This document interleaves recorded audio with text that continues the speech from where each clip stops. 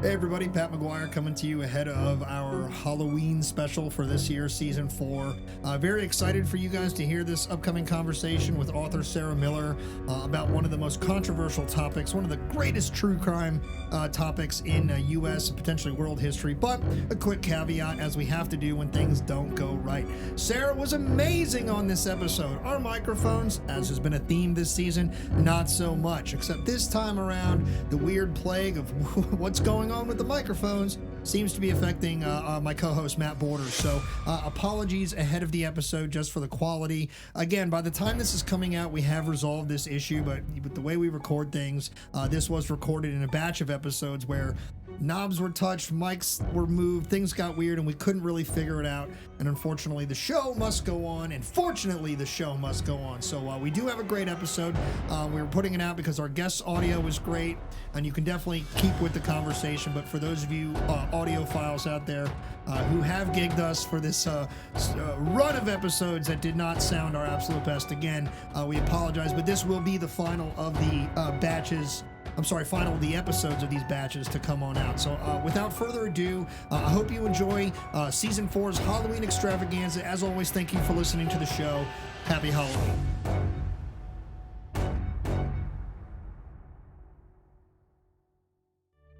The History Things podcast is brought to you by HistoryNet, publisher of 9 different historical magazines, including the Civil War Times, American History, and Military History.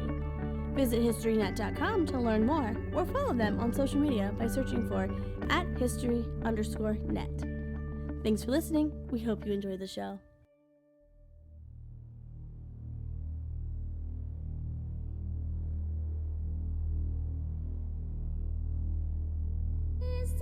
Borden took an axe, gave her mother 40 whacks. When she saw what she had done, gave her father 41.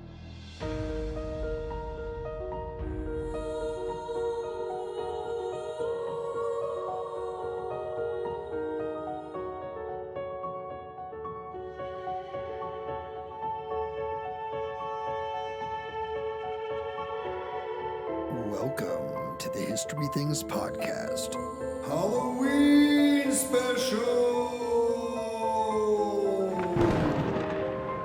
Tonight, co-hosts Matt and Pat take you through one of the most haunting, chilling, and controversial murders in American history.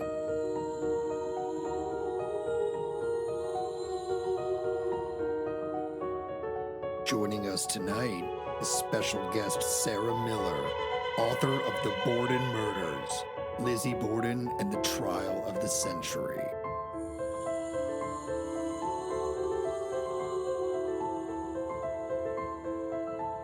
So make sure to turn on the lights, lock the doors, and check under your bed, because it's showtime.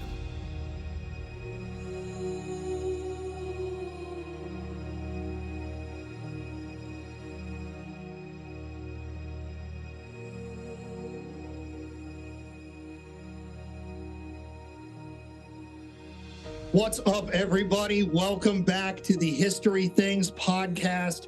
I am excited to be here again. Maddie B, my co-host with the most, sitting next to me. Why am I excited, you ask? Because this is the second Halloween special we will be doing. We have moved into I guess we're doing cheeky holiday themed shows now. We've started to pick up on some of these in a repeat cycle. We're back for Halloween a second year. So happy Halloween, trick or treat to all of you ghosts and ghouls and goblins out there. I hope you get lots of good candy and share it with us. Matt, what's your candy at the door? What's your, you want a lot of it. Thing with chocolate and peanut butter. So like Reese's, it sounds like you said Reese's is like, huge to me. What else is there other than Reese's? Back in the day, Three Musketeers. Okay, Three Musketeers are pretty good. Both the cheesy movie with Charlie Sheen and the delicious candy bar. I am excited. We're not here to talk today, though, about our favorite candies. We could do that. I mean, we reserve the right. We say this. It's our show. We could go rogue at any moment. We're not going rogue. We are actually here today to talk about our very, very first true crime story on the show. We're going true crime. Should we put on the glasses? I feel like there's glasses. Should the cops in the show? I do, but they're not the cool ones. They're sports glasses. But we're talking true crime today. We're going to talk about, it is a historical case. It is something from the annals back in the day. Our producer just picked up my Tron glasses. You guys don't even know what weird stuff is in the future here at the History Things podcast. But this is a true crime case that checks both the boxes of true crime and history. It has become part of the fabric, the macabre side of Americana, if not in the whole country, definitely in the New England region and in the, I guess I'll say, adjoining regions, because we're based out of the Mid-Atlantic. This is a story we kind of grew up with. Matt, did you grow up with this story in the Midwest? Actually, Pat, it's funny you mentioned that, because we did. My first exposure to this story was in 6th grade. We were watching, Really? Yes, we were watching a documentary in class. About this? Yes, wheel the TV into the classroom and we're going to watch a movie. Oh, like teachers having a bad day, or like planned lesson day? Like planned lesson. It was a Friday. Let's talk to you about this. Well, the documentary taught me about this. The teachers were just like, that's pretty grisly. I'm into that. And our guest today is actually going to be hitting on some of the myths that were being actually taught as facts of the case. So I'm super excited to touch on that. Yeah, so let's get right into this. So today we are very honored, super pumped to be joined by the author of the Borden murders, Lizzie Borden, and the trial of the century. You can catch this story as the main reference on Murder in America. If you want to hear this in kind of podcast form, I know this is coming to book on tape, so to speak. You can find it on Audible this September. I'm very excited. Ladies and gentlemen, we are joined by Sarah Miller. Welcome to the History Things podcast, Sarah. How are you? I am all geeked up today. I'm excited. Bring the energy. I'm pumped. A little bit for our audience. Behind the scenes, we've been corresponding recently about some of the other episodes on our show. So just so you all know, Sarah is going to come heavy today because we've heard her talk to us about our episodes on Titanic. I just let it out how I feel about Mary Surratt. Apparently, we're about to fight, so I'm pumped. So I hope when we get in today's subject matter, the murders of Andrew and Abby Borden, the trial of the century of Lizzie, I'm just going to say the likely culprit of this. I'm the energy level at the gate. It's huge. It's pumped, and it's been good in pre-production. So, but let's start with you, Sarah. First of all, how are you? Thanks for joining us. How are things going in your part of the world? Things are pretty good.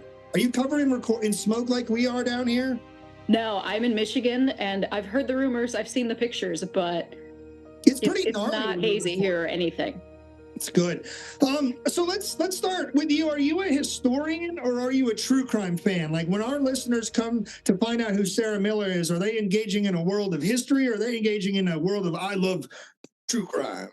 It's primarily history. I mean, I run from 5 adorable babies named Dion, who were born in 1934, to axe murder. Oh, yes, I'm into that. I'm very into that. So why Lizzie Borden? Like, of all the subjects for you to put a ton of effort into researching and putting pen to paper, metaphorically, you might have literally done that at some point. But like, why Lizzie Borden as a subject matter for a book? I mean, her story is captivating. We'll give you that immediately before we even tell it. But just for you, what compelled you to say, I want to tell this story? I mean, immediately at the outset, like, what draws everybody to this story? Let's be honest. It's gory and it's a puzzle. Right. That's what brings you to the table, I think. But when I started reading, and I really started reading, I realized that there is just a canyon between what everybody believes they know about Lizzie Borden and what is true, verifiably true and known about Lizzie Borden. And that to me was where I just plunged down that rabbit hole. All right. Did you find it hard to separate yourself as an objective researcher from the emotional side of this story? Because in very limited engaging that I've done with this story, there's multiple times where I have emotional reactions to things. I mean, did you find that was something that you dealt with researching and writing, or were you able to put that aside and just sort of tackle this objectively? I like to think that I can be objective on paper. What I think and feel and believe Sometimes I don't always want that on paper because I want people to read the evidence and make up their own minds. But yeah, I do have to sift through and filter some of that to make sure that I'm being as fair to everyone as is reasonable. Did you find with Lizzie, especially, that you might have started to feel certain ways because the newspapers back in that day made you feel certain ways? And like, because I was looking at some of the headlines that were coming out of the Boston newspapers or some of the local, more town ones, and they're not kind. They're not objective. At one point, one of the newspapers has to apologize for the way they've been writing about her because they basically have just gone off the deep end on her. So did you find that like you started to lean into these things even accidentally? Because I started to, and a couple of times I was like, oh yeah, she's guilty, like without even thinking about it. And I was like, oh, like I thought that because this said that once upon a time, and I didn't think that through. Like, did you ever find that was your experience? Oh yeah, the newspaper coverage generally on the whole is infuriating. The very first article in the town where the crime was committed got like every vital piece of information about her wrong. Like they messed up her name, they messed up her age. It's like, what? You were right there. You guys were right there. It was never about getting it right. It was about just getting a story, and not even but a story, I guess you could say. Yeah, and the more I read, as I was thinking about this, preparing for today, I remembered how I sort of developed this sense of when you're reading newspaper articles, is this true or is this hooey? And part of what I started to realize is if a newspaper story has an emotional arc where, there's the hook and there's the ascent and then there's the descent and the satisfying conclusion, that's not news. That's a story. News doesn't have that. News is ongoing. There are gaps. But at the time, quite often those reporters were writing stories. They wanted, it feels like they wanted to entertain, even though they were ostensibly trying to report facts. But they wouldn't say, we don't know, this hasn't been figured out, or we didn't witness this, or whatever. They made crap up. I mean, for sure, we're right in the era of going to war with Spain through newspaper articles and things. Like we have this whole yellow journalism moment where, I mean, quite literally, what is this, 1893, 1894, that our story today is going to be set in 5 years, 6 years after that? 92 to 90. 93. Well, that was close. You know what, Matt? Thanks for that. No. My point is, like 5 years, and essentially, when you look back on it, that war was created entirely in newspaper form. I mean, William Randolph Hearst.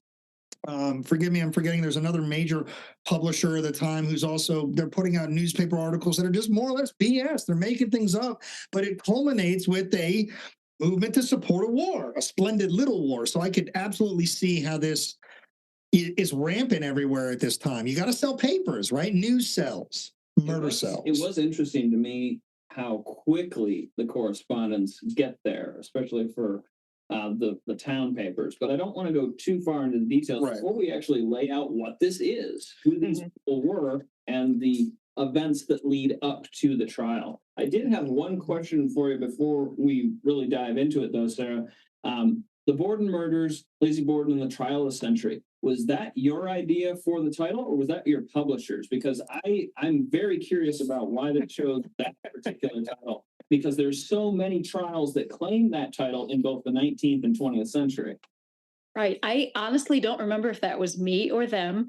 And the thing about these trials, you're absolutely right. There's always there's always a trial of the century, and the next one is always the trial of the century, because for whatever reason, it's even more than the last one. Like Leopold and Loeb was probably the trial of the century after this, and then the Lindbergh kidnapping. Exactly what I was thinking of. Yeah, it just the Lincoln assassination before it, or trial of conspirators. Right. In that moment, it was the biggest thing. Right. Sarah, I think here's how you look at this. I think this is how you look at this. If you love the title of the book, you thought of it. If you don't, your publisher thought. My publisher thought of it. That's how you look at that one. I'm pretty satisfied with it. So let's say it was a joint affair. We're in the middle of the road. It's good job. Okay. All right. Well, let's get into the actual story, the grisly murder of Andrew and Abby Borden at 92 2nd Street, Fall River, Massachusetts. You know, this is a place that, if you live in my world outside of history and music, some sports fans might, you know, a lot of the New England Patriots activity occurs in this area. They have offices, practice facilities, things like that. But we're not talking about Tom Brady, the GOAT. Matt's super glad we're not talking about Tom Brady. I think all Matt knows about him is that he exists. And does an annoying car commercial. He does an annoying car commercial. Great. There's two things Matt knows about Tom Brady. He exists and he does the Hertz commercials. But we're not talking about any of that. Today, we're here to talk about that grisly murder. So, Sarah, take it away. When we say every story's got to have a beginning, we recognize that you could kind of pick at any random thread, and it can start in a bunch of places. Like, I recently learned that there was another Borden tragedy in the house next door. You could start there 50 years prior. You could start with Andrew and Abby. Where do you start? You're the storyteller today. So when you tell this story, where do you go? I like to start right at the moment when Lizzie walks into the sitting room and discovers her father laying on the couch. Okay. In that moment of shock and horror, because it's a great hook for the beginning of a book. Let's be honest. Yeah. Yes, it was. Yeah. Well done. So it's August 4th, 1892. I believe it's a Thursday morning. It's like 11:15. People in the Borden house have just sort of been puttering around all morning, doing their thing. Mr. Borden's gone out to get, I believe, a shave. He's done his morning rounds at businesses where he has connections. He's on the board of directors of various banks. He has a lot of investments. He has a lot of real estate. He's got maybe rent to collect. He's got some folks working, doing some construction inside a building he owns. He wants to stop in and see what's up there. He comes home and he just prepares himself for a little nap on the couch. Oh, Meanwhile, so good right now. like Lizzie has had breakfast. The maid is doing her job. Mrs. Borden is sort of fluffing up the guest room because an uncle has stopped in unexpectedly overnight. He's out visiting other relatives at this time of day. So it's a very normal morning in the Borden house until about 11:15, when Lizzie walks into the sitting room and finds that her father has been bludgeoned to death by something sharp and heavy. Oh, that's quite the thing to find before lunch. It is. I saw the pictures this morning. So as soon as you said it, I'm like, well, I know what this looks like. Ugh. It's so gross. Yeah, and when I went to Fall River, and I've been in the Borden house, I've been in also the Fall River Historical Society's museum, and they have high quality photos. Oh my! Oh no! That is a whole nother experience. Layers of damage and tissue, and I stood there and I looked at that and went, wow, I never need to see that exact thing ever again. Matt and I are First World War guys, and often when you come across the detritus of the battlefield, you see photos like that. But it's easy to, and I say easy with the relative, it's never easy, but like after a while you can become desensitized enough to it to be like, well, this is war, right? And so as gross and as abhorrent and graphic as this is war. In the context you were discussing, this is a man taking a nap on a couch. Yeah, he's probably just never saw it coming. Taking a nap on the couch, and he's sort of keeled over halfway so that, let me orient myself, the left side of his face has been smashed and bashed 10 or 11 times. It's not 40 whacks. It's not 41 whacks. We know. We started this episode with the rhyme just because people are familiar with it. It's a good, catchy thing. But obviously, at some point in this episode, we were going to acknowledge that it is a nursery rhyme. It's a nursery rhyme. It's some really weird thing that people did. Like the kids used to holler this at her house. Yeah. They would jump rope to it. They would sing it. It was a thing. I realized there was a second stanza to it. I was familiar with what everybody knows, but I didn't know there was a second stanza to it. Yeah, there's something about Andrew Borden now is dead. Lizzie hit him on the head. I can't remember the rest, but there's an up in heaven part. It's about her hanging, right, and everything like that. Probably, yeah. I usually leave it at the first stanza because that's the pretty. Like if I was to write a metal song, like you may or may not have heard at the beginning of this episode, it gets real epic after that. Gave him 41. You don't need any more of that. It's kind of self-explanatory. But oh, the photos are so gross. Yeah, and you don't. I mean, when you're talking about his eyeball was bisected, that presumably axe or hatchet went through his cheekbone, his jaw, just so happened to have hit the thinnest part of the skull and mashed portions of his bone into his brain. You don't need 40 whacks. 11 is quite sufficient to do a lot of nasty, deadly damage. I feel like one is enough. I mean, I feel like you don't need to do this at all. Can I just say that for the record? But and the medical examiner was pretty clear that he thought he was probably dead after the first one too. Yeah, depending on, I don't know how you would begin to number all of those individual, because I think they kind of mashed together after a little while. But yeah, depending on where the first blow landed. So Lizzie walks into this room, sees her father on the couch. Half his face is literally gone. It is a pulp. Yeah, mincemeat was another one of those words they like to toss around. Politely. It's disgusting. She screams. And she screams super loud. Yeah. What happens after this moment? She screams for the maid. She said, "Bridget, come down quick. I think father is hurt." I believe there are variations depending on who you ask and where in the whole legal process it is, whether it's that moment in the witness statements or it's 10 months later at the trial. She hollers for Bridget, the maid, who is a young Irish woman who has been sneaking a cat nap up in her third floor bedroom. Mm-hmm. So she comes running down 3 flights of stairs, which incidentally takes her right past the Borden's own bedroom, and meets Lizzie in this sort of vestibule at the back door and says, what's the matter? And Lizzie says she needs a doctor. Father is hurt. She needs a doctor. So she sends Bridget out across the street. It just happened that a doctor lived kitty corner across the street from them.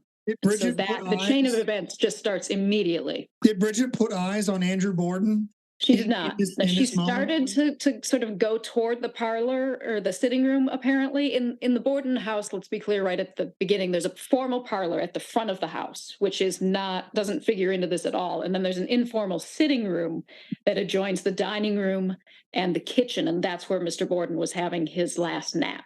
So Bridget sort of starts, and Lizzie's like, no, you don't want to go in there. Go get a doctor immediately.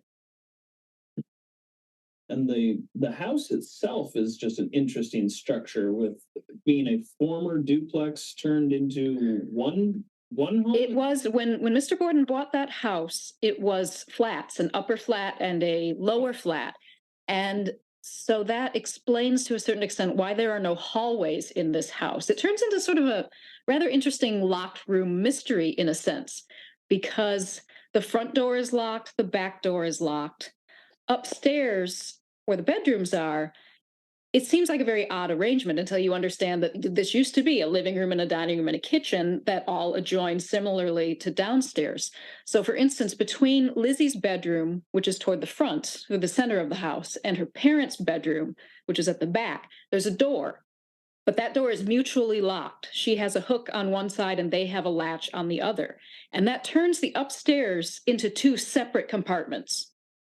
At this moment, in the day of this murder, you can't access, if you're upstairs in the front room, the guest room, you can't access the master bedroom without going down the stairs through the entire house and up the back stairs, and vice versa, which will become interesting. All right.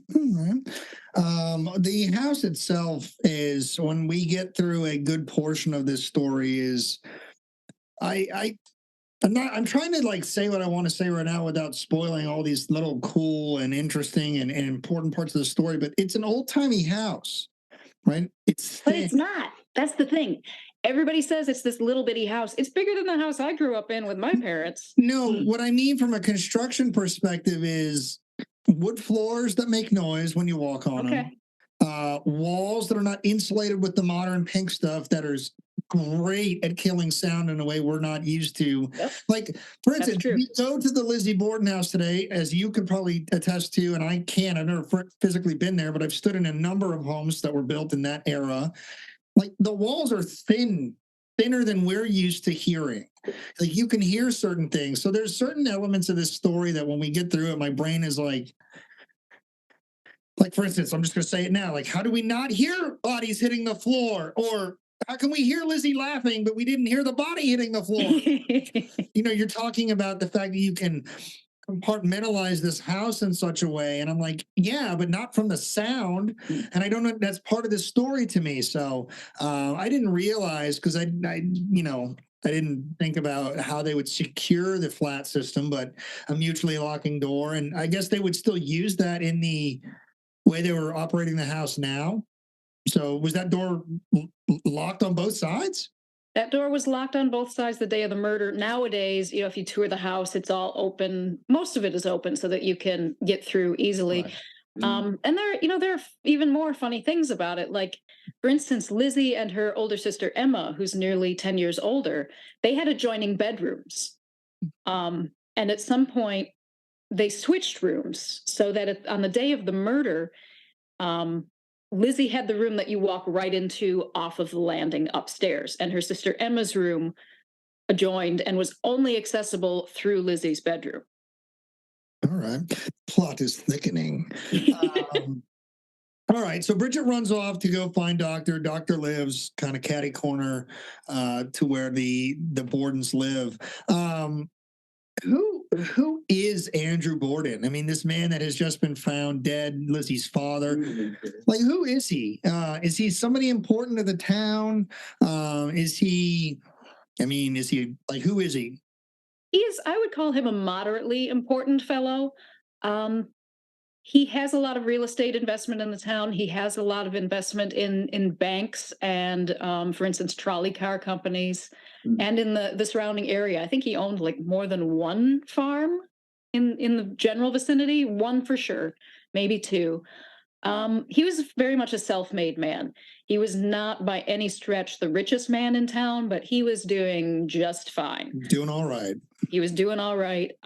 He did that, I believe, by very carefully saving and investing over a great many years. He had a reputation for being, if we're going to be tactful, frugal. And that becomes a potential point of contention, right, for when we start looking for motives. He was scrupulously fair to the point that some people found it irritating and like nitpicky.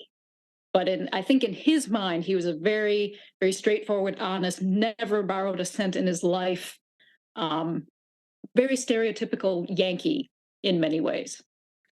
So he's self-made. Does the family come from money? Like, does Andrew Borden's father have an established sort of presence in town? Or does the Borden existence in the 1890s fall squarely on the efforts of Andrew Borden? There are Bordens in this town like there are Smiths in other towns, and a lot of them are filthy rich. Okay. Because of the mill business in Fall River. Fall River was very much a cotton textile milling town. It was known at that time as Spindle City. It was a pretty big deal. Andrew Borden, though, was the son of a fish peddler. So his success, I think, meant a great deal to him. And I have the sense that just having that success and having that bank account and all meant a lot to him. He was not a man that got much out of luxury and indulgence. He just wanted to have the money in the bank account. Yeah, he wanted that security, and I suppose it gave him a sense of status. Is probably not unfair to say. When we came to the question of who Andrew Borden is, we first immediately took note of the fact that he would have been of appropriate fighting age for the American Civil War. And since Matt and I are American Civil War geeks, that was like right away, we were like, cool, what's his participation in the war? And I wish we could have found a definitive answer. And I maybe one of our listeners out there has this answer. And if you do, reach out to both Sarah and us and let us know. It seems that he didn't serve in the military ranks of the war. We couldn't come up with a single military record for him. And we speculated, and we want to be clear, speculated as to why that was. By the middle of the war, he's a widower. His first wife had died. Lizzie and Emma's mom was dead. Yep. So, by the time that, maybe he needed to go, or there was draft considerations happening, maybe he was off the list. Or he was a cabinet maker, which meant he was AKA good with carpentry and wood making, and I think by that point was already serving as an undertaker. Correct me if I'm wrong, but yeah, he was making coffins, and there was a big part of undertaking at that time was also like providing the furniture and everything for the funeral service, which was customarily in the home. Right. So he'd bring in the folding chairs and that kind of stuff, and what you need, the apparatus you need to hold the coffin up. My sense is that the timing of his business was good because it coincided with the war. That's what I mean. You're making coffins, and there's battles generating dead people. That's what we mean. Do okay. He might not have set out to become well off in that industry, but when the war happens and that need arises, and they're coming by the thousands, and as we know from the battlefields we physically walk on down here, Massachusetts is well represented across almost all of them. So their sons and even daughters to an extent get sent home, and so we speculated that maybe the reason Andrew doesn't serve, and maybe that a large portion of the financial security of the Borden family by the time of the 1890s had been built on the initial. There was a war that it directly benefited people in his line of work, and not that he was like super pumped about it, but the timing just was very convenient for him. And from my general sense of him, I suspect that he invested very carefully, and very continuously. He built what he made from the furniture and the coffins into much, much more. Yeah, smart guy. So and it has been interesting as we've been following up on the research of your work and preparing for this show, how many of the other characters, particularly when we get to the trial stage, do have ties to the war. They served previously, things of that nature. I was honestly hoping to find connections between the medical examiners, because they're so shocked by these murders and the condition and everything. I kept thinking, well, if they had served, I wonder why they're so blown by this, but I could not find any direct connection between either of the medical examiners. Right.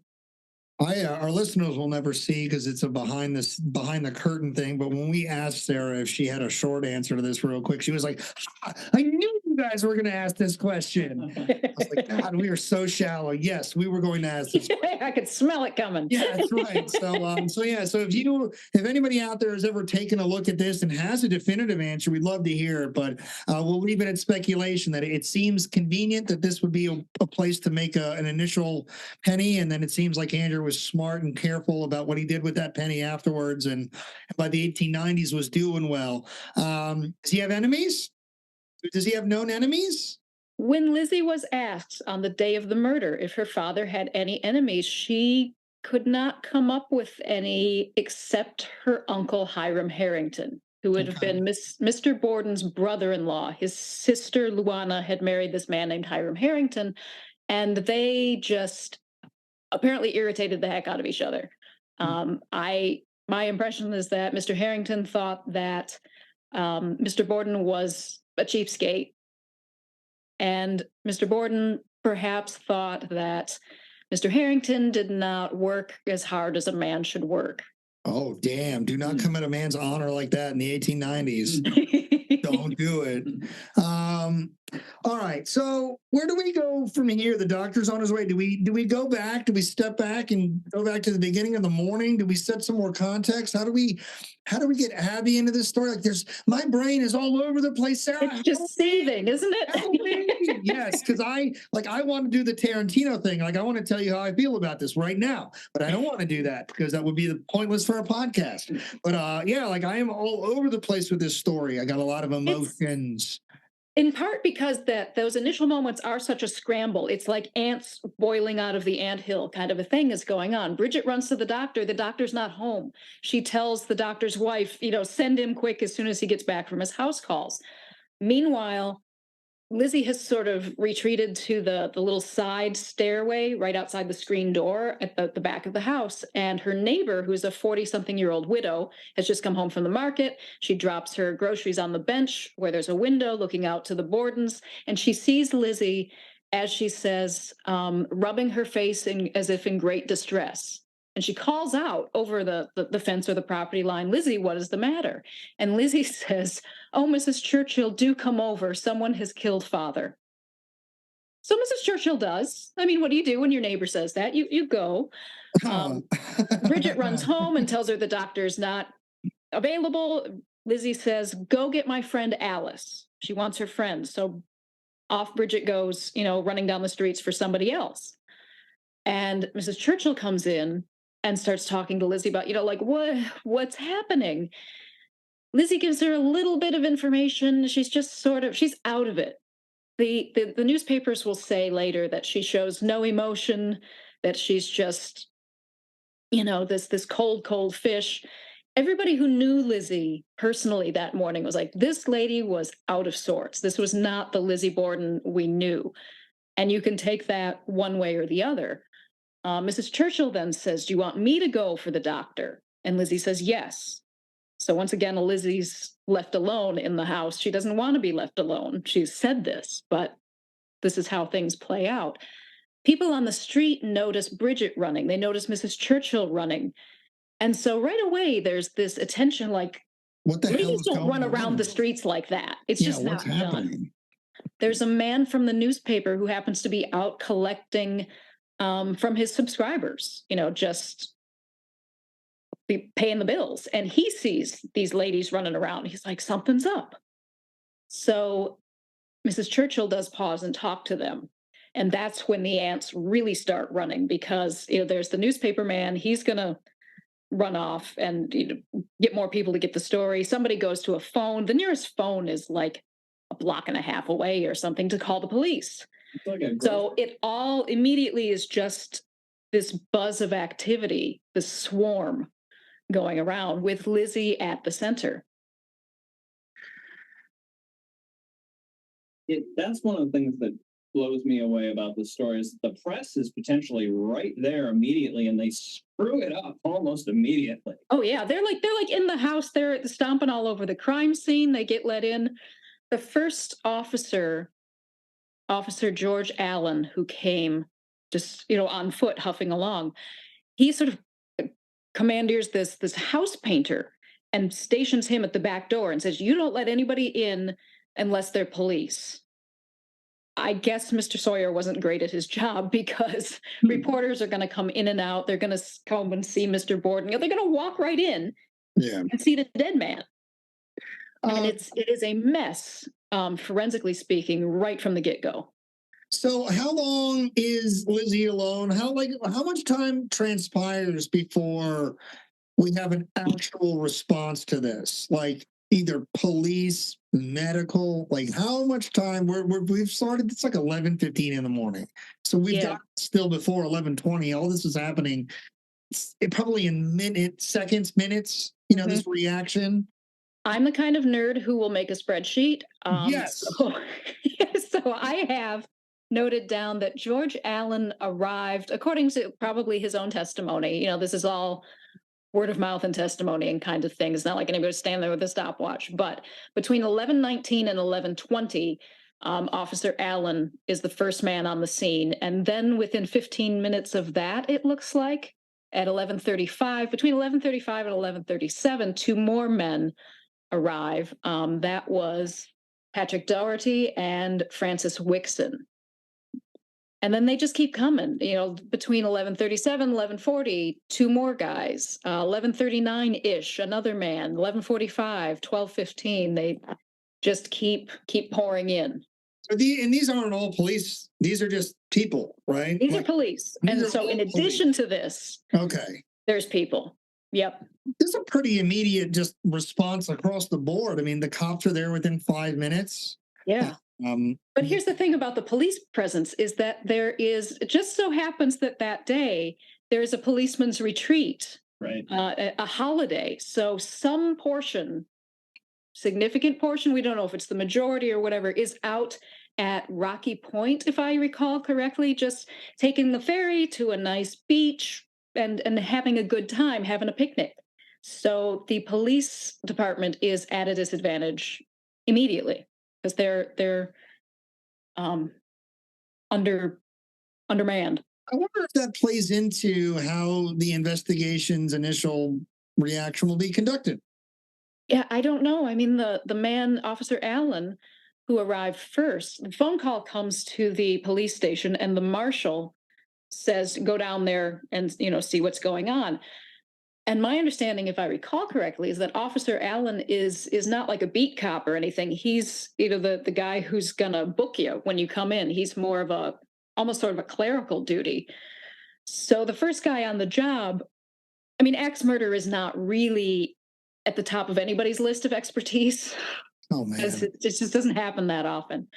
But perhaps he was not the man who had, the best experience to deal with something of that nature. Well, it fell to you, Sonny, so I hope you got the stomach for it because it's happened regardless. It is interesting, though, with a portion of the police force not being present out on holiday, the trip, whatever, what have you. Other researchers and authors have seemed to have tried to make more hay of this than others have. That this put them at, like you were saying, a huge disadvantage where other researchers have said actually it was only the guys who weren't on duty anyways, that sort of thing. Have you been able to parse any of those details out? I have not been able to pinpoint who's correct, but yeah, there are. It's one of those situations. I'll check my little notes here, where various sources say different things about Rocky Point. Hmm. Let's just see here. The Boston Advertiser thought half the force was away. The Fall River Globe reported 80% of the force was missing. The Fall River Herald said majority. And it was Edward Radin, another Borden author in the 1960s. He claims that the picnic was limited to off duty patrolmen, like you said. So there's really no great sense of how great the disadvantage was. Or if there even was one. Right. Yeah. Well, it makes me think of other things like when were the news article commentaries, whatever, when were all those written versus the books written by the guy in the 60s? Like we read a lot of things in our line of work that were written in the 60s that we were like, well, yeah, this was the Wild West of doing our jobs. There were no rules. So, you could make it up kind of thing. So I wonder, the guy the only guy who seems to contradict the majority mentality, it's like, well, where'd you get that from? That question comes to mind. Or people felt a certain way, both pro and con, about how the police conducted themselves in this investigation. Were these articles all written after the fact? Were they from newspapers that are typically critical of this type of stuff? I have all these questions in my head right now. So it's the ants boiling out. That's a great analogy for this. The murder is discovered, the chaos ensues. But we only got one body so far. You've only got one body so far. We haven't gotten to Abby yet. So, are they right into taking statements? Because at some point I do want to go through the day itself. What was the day like? But are they immediately arriving and taking statements and nobody is going, where's Abby yet? My impression of the police is that they just kind of get there and they see the carnage on the couch. They're like, whoa, we need more help. Yeah. There were people in and out of the kitchen questioning Lizzie. Lizzie's friend Alice does show up. Bridget returns. The doctor's wife, I believe, at one point also comes over. Mrs. Churchill comes over. So Mrs. Churchill and Alice Russell, Lizzie's friend, are going to be her sort of mainstays at that. They're going to stay throughout the day. Dr. Bowen, because there's absolutely nothing he can do for Mr. Borden, is also, going to start looking after Lizzie very quickly. So those are her three major points of support. So they're kind of gathered around her in the kitchen. At some point, because she seems to be in such distress and she's pale, they're fanning her. They move her to the dining room because it's perceived to be cooler in there. And somewhere in that excitement, Lizzie just all of a sudden says, "Has anyone seen Mrs. Borden?" Right. And that's, in the movie, there would be, bum, bum, uh-oh. Because, like I said earlier, when Lizzie screams for help, she's basically yelling right up the back staircase to where Bridget is, and Bridget comes running right past the Borden's bedroom. So Mrs. Borden can't be like taking a nap in her own bedroom, right? She seems like she would have heard all this. And things get hazy pretty quickly here because Lizzie is not, from the very beginning, her story is not consistent. And that doesn't sit well with people like us. We want to know what happened. Right. So her story varies. Either she went upstairs to go change the pillowcases in the guest room, or Lizzie recalls that somebody came with a note for Mrs. Borden, who's her stepmother, incidentally, and said that somebody was sick. One of Mrs. Borden's friends was sick, and that she was going to go visit that friend when she went out to do the marketing. So it's unclear whether Mrs. Borden is in or out of the house. And Lizzie's like, I think she's home, but she might have gone out. She does at this point speak like a woman who's very much confused and in distress. So they figure, all right, somebody has to go. We got to go look. And this is in one of those lulls when the police aren't right there. Probably Officer Allen has gone to get more help. And so the women, Mrs. Churchill and Bridget, are the two who decide that they're going to have a look. They go up the back steps because they don't have to go past Mr. Borden's body to do that. That's less scary. And they discover there's nobody in the back of the house. So their only choice then is to go up the front steps and see if Lizzie's correct that Mrs. Borden had gone to the guest room. So Dr. Bowen covers Mr. Borden's body so they don't have to look at that. And they sort of scoot through the room and they creep up the stairs. And there's a point, I think it's the 7th step, where it's an open sort of staircase. And if you happen, like Mrs. Churchill, to be looking, because there could be somebody with an axe lurking, waiting to smash you. So are they, I forgot to ask, are they paranoid that this killer is lurking? Oh yeah, they have no idea like what's happened, who's done this. It's just absolutely out of the blue. This man has been smashed to death while having a nice afternoon nap. And he's like 70 years old. This is an elderly man, an elderly gentleman. So they creep up the steps. Mrs. Churchill happens to look to the left, which is where the landing is. And the way that house is laid out, if you turn just then on that step, your nose is going to be level with the floor. She looks through the spindles and she's looking through the guest room door. Oh, no. And you can see under the bed just a little. And she sees something that she said can only be described as a body. And she just freaks out and goes running down, and she like doubles herself over and screams or whatever. And she says, there's another one. Oh, no. So now we know we have a double homicide. Bridget actually has the moxie to keep going. She goes up the stairs and over to the other side of the bed, and she sees, yea and verily, Mrs. Borden face down. You can't tell this from the crime scene photos, but she was actually trying to like burrow under the bed. She was not laid out flat and neat as she is in the crime scene photos. But Bridget is the one who went, yeah, that lady is not with us anymore. And she came back downstairs, and suddenly everything that is terrible has been doubled. All right. Who is Abby Borden? Abby Borden is Andrew Borden's second wife. His first wife died when Lizzie was just a little girl. Lizzie had no memory of her mother. She was about 3 years old when her mother died. Her older sister Emma made a bedside deathbed promise to always watch over baby Lizzie, which will become quite important later. So a few years after that, Mr. Borden marries a 37-year-old, as they say in the day, spinster. Mm. He needs somebody to look after his girls. He needs somebody, he needs everybody, he needs somebody to do all the woman work. And he marries Abby Durfee Gray. And that will, the relationship in the family will become another one of those points of contention when we're contemplating the motive.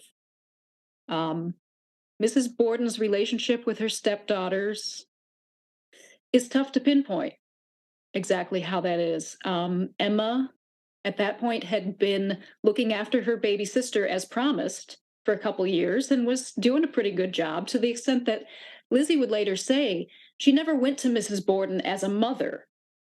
When she wanted mothering, she went to her sister because that was the habit that had been formed between them. And one of Mrs. Borden's friends said, she was just sort of a mild woman, and if things were going all right, she wouldn't make a fuss. So it's possible that she came in and saw that this relationship was established and went, okay, I'm going to let them do their thing. She could have come in hoping to be a mother, which she had never been before, and been thwarted by Emma, wanting her baby sister for her own and not wanting to be pushed out of the way. It could be that Emma was tired of doing her duty and would have liked somebody to take over, and Mrs. Borden didn't. So there are all these options for how the family dynamic worked, and we really don't know what's true. There does seem to be more resentment towards Abby Borden on Emma's part than there is for Lizzie. Definitely. The interesting thing about the relationship there is that Emma, although she was the quieter sister, her relationship wasn't as good with Mrs. Borden. But she could be in public. You wouldn't know that. If you saw Emma and asked, how's your mother, your stepmother, whatever, she would have been perfectly cordial about it. Lizzie, who theoretically got on better with Mrs. Borden, was a little more prone to shoot her mouth off among her friends. So there were some hints, suggestions. All of this stuff becomes so much more sinister in the context of a double homicide. Right. If it's just these women who live together and there's a stepmother situation, you would expect some friction and stuff. You wouldn't flinch if somebody complained about their stepmother, over lunch or whatever. But as soon as they get hacked up, it's like, oh, geez. Everything changes. What did this mean? Did it mean anything at all? One point, if I recall correctly, I don't know if both Emma and Lizzie, but Lizzie at one point is cool enough with Abby that for a decent portion of her life, she just calls her mom and then eventually changes to calling her Mrs. Borden. Mrs. Borden. There was an incident in which the Borden girls, I shouldn't call them girls, they were grown-up women. The Borden sisters were very put out with their father. Mrs. Borden had a half-sister who was young enough to be her own daughter. Her name was Bertie. So there's this younger woman round about the Borden sisters' age, maybe a little younger, with a growing family. She names her daughter Abby after her half-sister. So Abby Borden almost daily is going to Bertie's house, and she's giving them mincemeat pies. She's giving them cast-off clothing from her stepdaughters to help out. And Bertie lived in a duplex with her mother on the other side. Mom decides she's going to move out. Bertie and her husband can't afford to keep the whole house, so they're going to have to move out. They're going to be homeless. And Mr. Borden, in a very rare act of generosity, it seems, bought the whole house so that Bertie could stay and have a home and have that security. And the Borden sisters were just incensed, in part because they found out about it not from their parents, but from someone else. And the idea that Mr. Borden would spend that amount of money on someone else who they considered outside of their family blew their minds. They were pissed. They were just pissed. And again, it's in the light of a double homicide that takes on great significance. Mr. Borden, to sort of appease and level, because again, he's a very fair man, he gave his daughters the deed to their grandfather's house on another part of town and allowed them to collect rent on that house. So he probably thought he'd settled the score. I bought my wife a house, basically. I bought my daughters a house. We're we're square. Right. But that seems to have stung the Borden sisters for a long time. Mm. And that was the moment when Lizzie apparently stops calling Mrs. Borden mother and starts referring to calling her to her face, Mrs. B. Man, what a passive aggressive way of going about things. So all right, so let's talk about the family for a minute before we kind of go back, retrace the day, and then pick up the rest of the investigation and trial and everything. So this family at one point is a patched family that is working more or less, daughters decently far apart in age, caretaker situation between sisters, new mom kind of vibe. And for a while it works, even if it doesn't work perfectly. And then it really starts to change when then you have this incident, blah, blah, blah. Once it's changed, is it like does it fall off a cliff? Or is there like a cordial relationship? Or is this like every time we can possibly do it, we are just going to jaw flap at each other? Where is there? Because I mean, I think that happens a few years. It is a few years. I should be able to recall that, but I don't have that date at my fingertips. But yeah, it's been years. So yeah, so after that, prior to the murder, does the family just go off a cordial cliff, or are they able to kind of keep it together for the most part? Like, what's that dynamic like? It's tough to determine. Bridget, the maid, a couple times wanted to quit, allegedly because of tension in the house, but she was also very devoted to Mrs. Borden. And so she was convinced twice to stay. And I think Mrs. Borden even gave her a little bit of a raise out of her own pocket to keep Bridget around.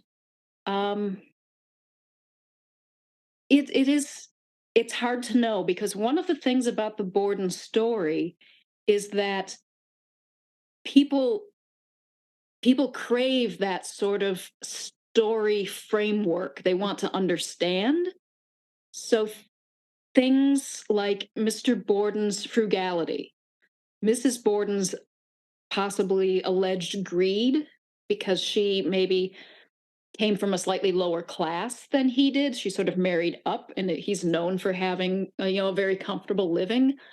All of these things will become magnified in our desire to understand and create sort of a narrative around what causes this. So it's really tough to say, like, how big those seeds are. Did they really sprout into giant beanstalks, or was it just some little desperate piece of tension that we're latching onto to explain something that looks so awful? It's fair. There was some tension in the house. I mean, that is true. It seems that there was probably tension between Emma and Lizzie and their father, because he was such a plain living man. They wanted the fun stuff. They wanted some of the luxuries and so forth. So there was talk that they wanted to move up onto the hill, as it was called in town, where the big pretty houses were. And so there's talk that he wouldn't, that his house was good enough, is good enough for me, it's good enough for everybody. What's the problem? There's also evidence from somebody else who says they were looking. Mr. Borden had sort of put out feelers and was looking for a new house, but nobody was in a really big hurry.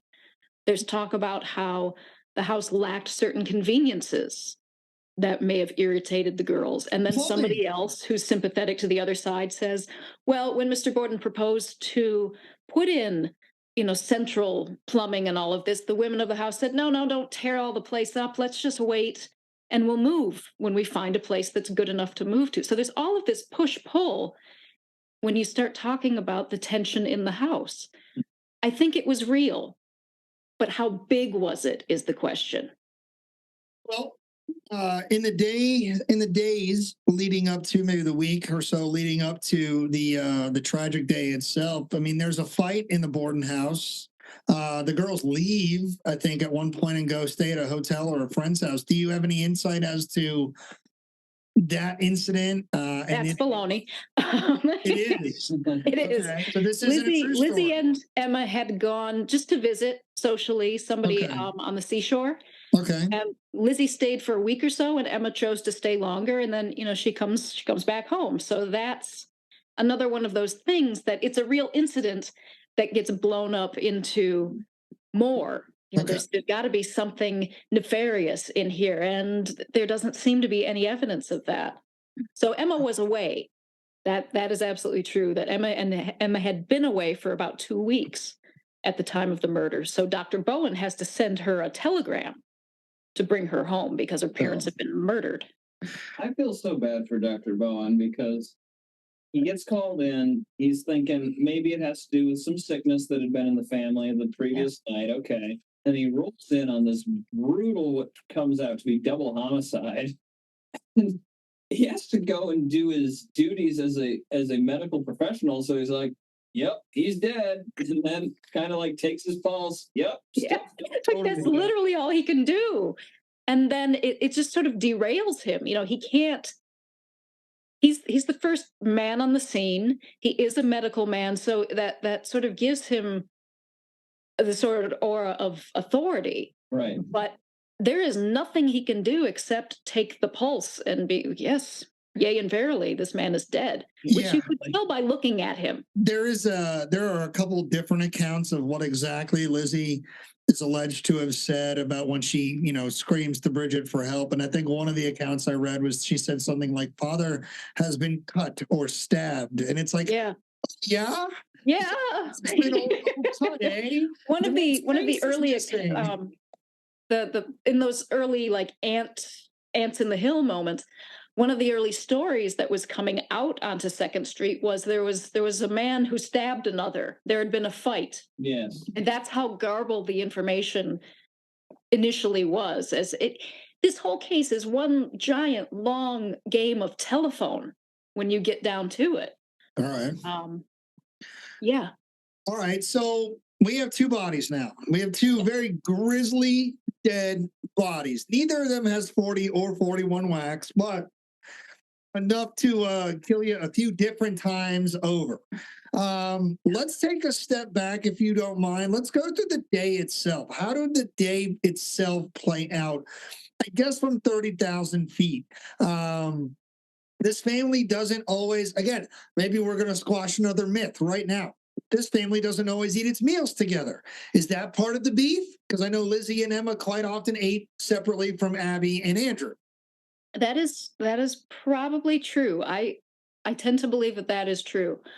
And again, I don't know whether that signifies anything. You've got a household of 2 married adults and 2 single grown women who have their own social circles and have their own, like Lizzie and I think Emma as well, but certainly Lizzie was very active in local charities and church affairs. So again, does the fact that maybe is it that their schedules don't match, or is it that they don't want to sit down at the same table together? In the morning, their routines were different. Mr. Borden got up early, and I think Mrs. Borden tended to get up somewhat early as well. Lizzie preferred to sleep in. They didn't wait breakfast for everybody. Lizzie would wander down, have a cup of coffee, get what she wanted, where Mr. and Mrs. Borden tended more to sit down to breakfast and have their meal and then go about their business. Were Lizzie and Emma, we described in a way potentially that Abby Durfee Gray was a spinster, right? Mm-hmm. Emma and Lizzie are in their 30s and 40s respectively at this point, unmarried at a time where the average marriage age was in your early 20s. Are they viewed as spinsters, or are they viewed as independent women who enjoy their partying? Because I know they enjoy going out. I know they enjoy having friends. And as we learn later about Lizzie, she likes the theater. So we've got to imagine she might like the theater at this point. So it would make sense, sleeping in if you have an active social life. So are these spinsters, or are these strong independent women that love to party? These are maybe a little bit of both, all of the above. The interesting thing about Fall River that I learned from going to and speaking with the director and his assistant at the Fall River Historical Society is that Fall River has this sort of, for lack of any better way to put it, a spinster community at this time. It's not wildly unusual for women to be older and unmarried and involved in the community in charitable ways. So Lizzie and Emma are not exactly unusual in Fall River. And I did specifically ask when I was there if there was any known, did Lizzie or Emma ever express any desire to be married? And there is no record of that. We do not know whether they desired to be married, whether they desired to be unmarried, whether they were satisfied or unsatisfied with being single. We just don't know. Date at all? Like, is there any record of them ever even dating?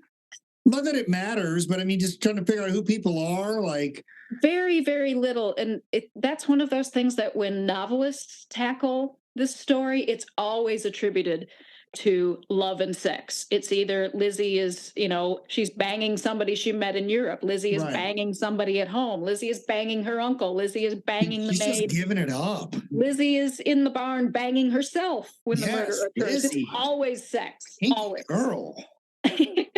And the reality seems to be a great deal tamer. Yeah, as it often is. I just, when you try to understand who these people are, these are women that have access to a fair amount of money. They're not unattractive women by traditional standards. It definitely is not a relevant part of the story. If you ask me personally, that I quite frankly don't give a shit. It doesn't matter. But it does matter in the historical context of this story, because especially when the newspapers get involved, this becomes a gossip point of focus, especially after the trial, when she tries to live out her years in quiet. There's some, this comes up again and things like that. So, I just didn't know who they were at this time, because they're young, but they're not young the way society says you're young, like you're like professional athlete old is the best way to describe that. Like, you're still a young person, but as an athlete, put them out to pasture. You're out of the game. Yeah. So, Lizzie's filling her time with things like, I believe she was involved with a hospital. She was on the board or something of some hospital. She's active at church. She's part of the Fruit and Flower Mission, which I think that means like sending fruit and flowers to people who are unwell or homebound or whatever. She taught Sunday school. It's not clear to me if she taught Sunday school and she taught Chinese immigrants on Sundays. What if she taught Sunday school to Chinese immigrants? She might have. That may be exactly right. But it's an interesting level of community involvement. She seems pretty active in charitable works. And I mean, if I described Lizzie Borden not using her name, you would have no idea who I was talking about. I was a Sunday school teacher and, this and that. And, oh, by the way, it's Lizzie Borden. You'd be like, what? Because you're used to the glowing red eyes with the axe and the blood spattered, bobblehead doll is what she's become. But what she was prior to that time is so different. It's funny, and then I'll let you cut in real quick, man. I'm sorry to cut you off, but we just talked about this at my job the other day. If you remove people's names from situations and just describe said situation, you react more or less with an unbiased objectivity. Oh, yeah. And here's can I play my favorite thought experiment? And yes, go with for you it. in particular. Okay, forget everything you know about Abraham Lincoln. Yeah. Forget everything. You see a picture of Abraham Lincoln with his wild hair and his craggy face and his beady little eyes, and somebody tells you that here's a very raw-boned man who's good with an axe. If I put his picture next to Lizzie Borden's picture, who are you going to pick as the potential murderer? Yeah, here's the Sunday school teacher, and here's the rail splitter. Yeah, no, you're right, because without going down the rabbit hole of what I was getting to is, there's a very famous politician who, if you remove their name from certain news headlines, you'd be like, well, obviously this or obviously that. But this person held a high-ranking office, and it's kind of ridiculous, the continuous headlines that we read. And we're like, how how is the world made of so much Teflon? We'll just say that. But you're talking about this here. Similarly, right? If you remove Lizzie's name from this, as soon as you say that person was Lizzie Borden, you're like, especially now, the way we have had a century of information to review and armchair this with, like, we immediately hear Lizzie Borden's name and we immediately feel the way we feel. But if you remove her name and you just describe who she is, she sounds like 15 different people I personally know. Right. It's like, oh, she liked orange sherbet. She liked pansies. She was good at needlework. She traveled Europe. She apparently came home with a fondness for tripe, probably prepared in the Italian fashion. She collected postcards from Europe. She liked to read. She liked Scottish poetry.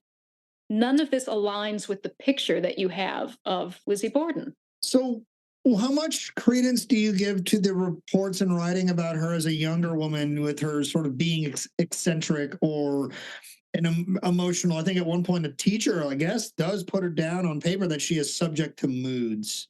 Right. And that is a fact. She was subject to varying moods, I believe is the wording he used. Okay. Keep in mind that she was a 12-year-old girl.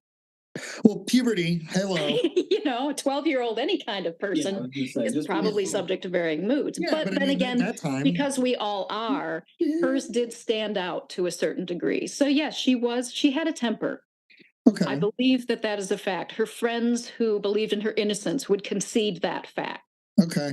She could be very, very calm and reserved. That's another thing her friends said. She was also very frank and straightforward. One friend told the newspaper, if it turns out that she has done this, the surprise to me would be that she had lied about it. Because the Lizzie Borden thing to do would be to cut them up and say, yeah, I did, and here's why. Not to lie about it. Interesting take. I like it. I like it.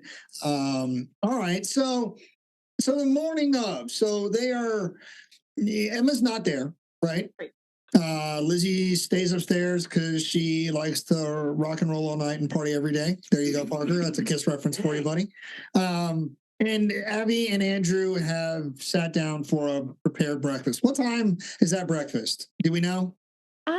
I don't recall offhand. I want to say by like 9 o'clock, everybody was off, and either, in Mr. Borden's case, doing his usual rounds downtown, and Mrs. Borden was seeing to her housekeeping by 9. So I think it was fairly, I think Bridget got up around 6 or so. Who's in the house? Is it just the 4 of them, 5 of them? It's Lizzie, Mr. and Mrs. Borden, Bridget, and then this fellow called Uncle Morse. This is Lizzie's mother's brother. Like real mother? Yes. Yep, her biological mother.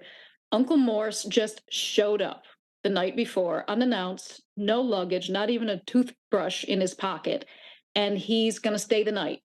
He's going to visit his nieces, and he's going to visit another relative in town the following morning, the morning that will turn out to be murder day. Well, that's not suspicious. He's going to spend the night in the room where Mrs. Borden is found dead the next morning. So that is not suspicious at all, right? Not at all. And wait. Here's the best part about Uncle Morse.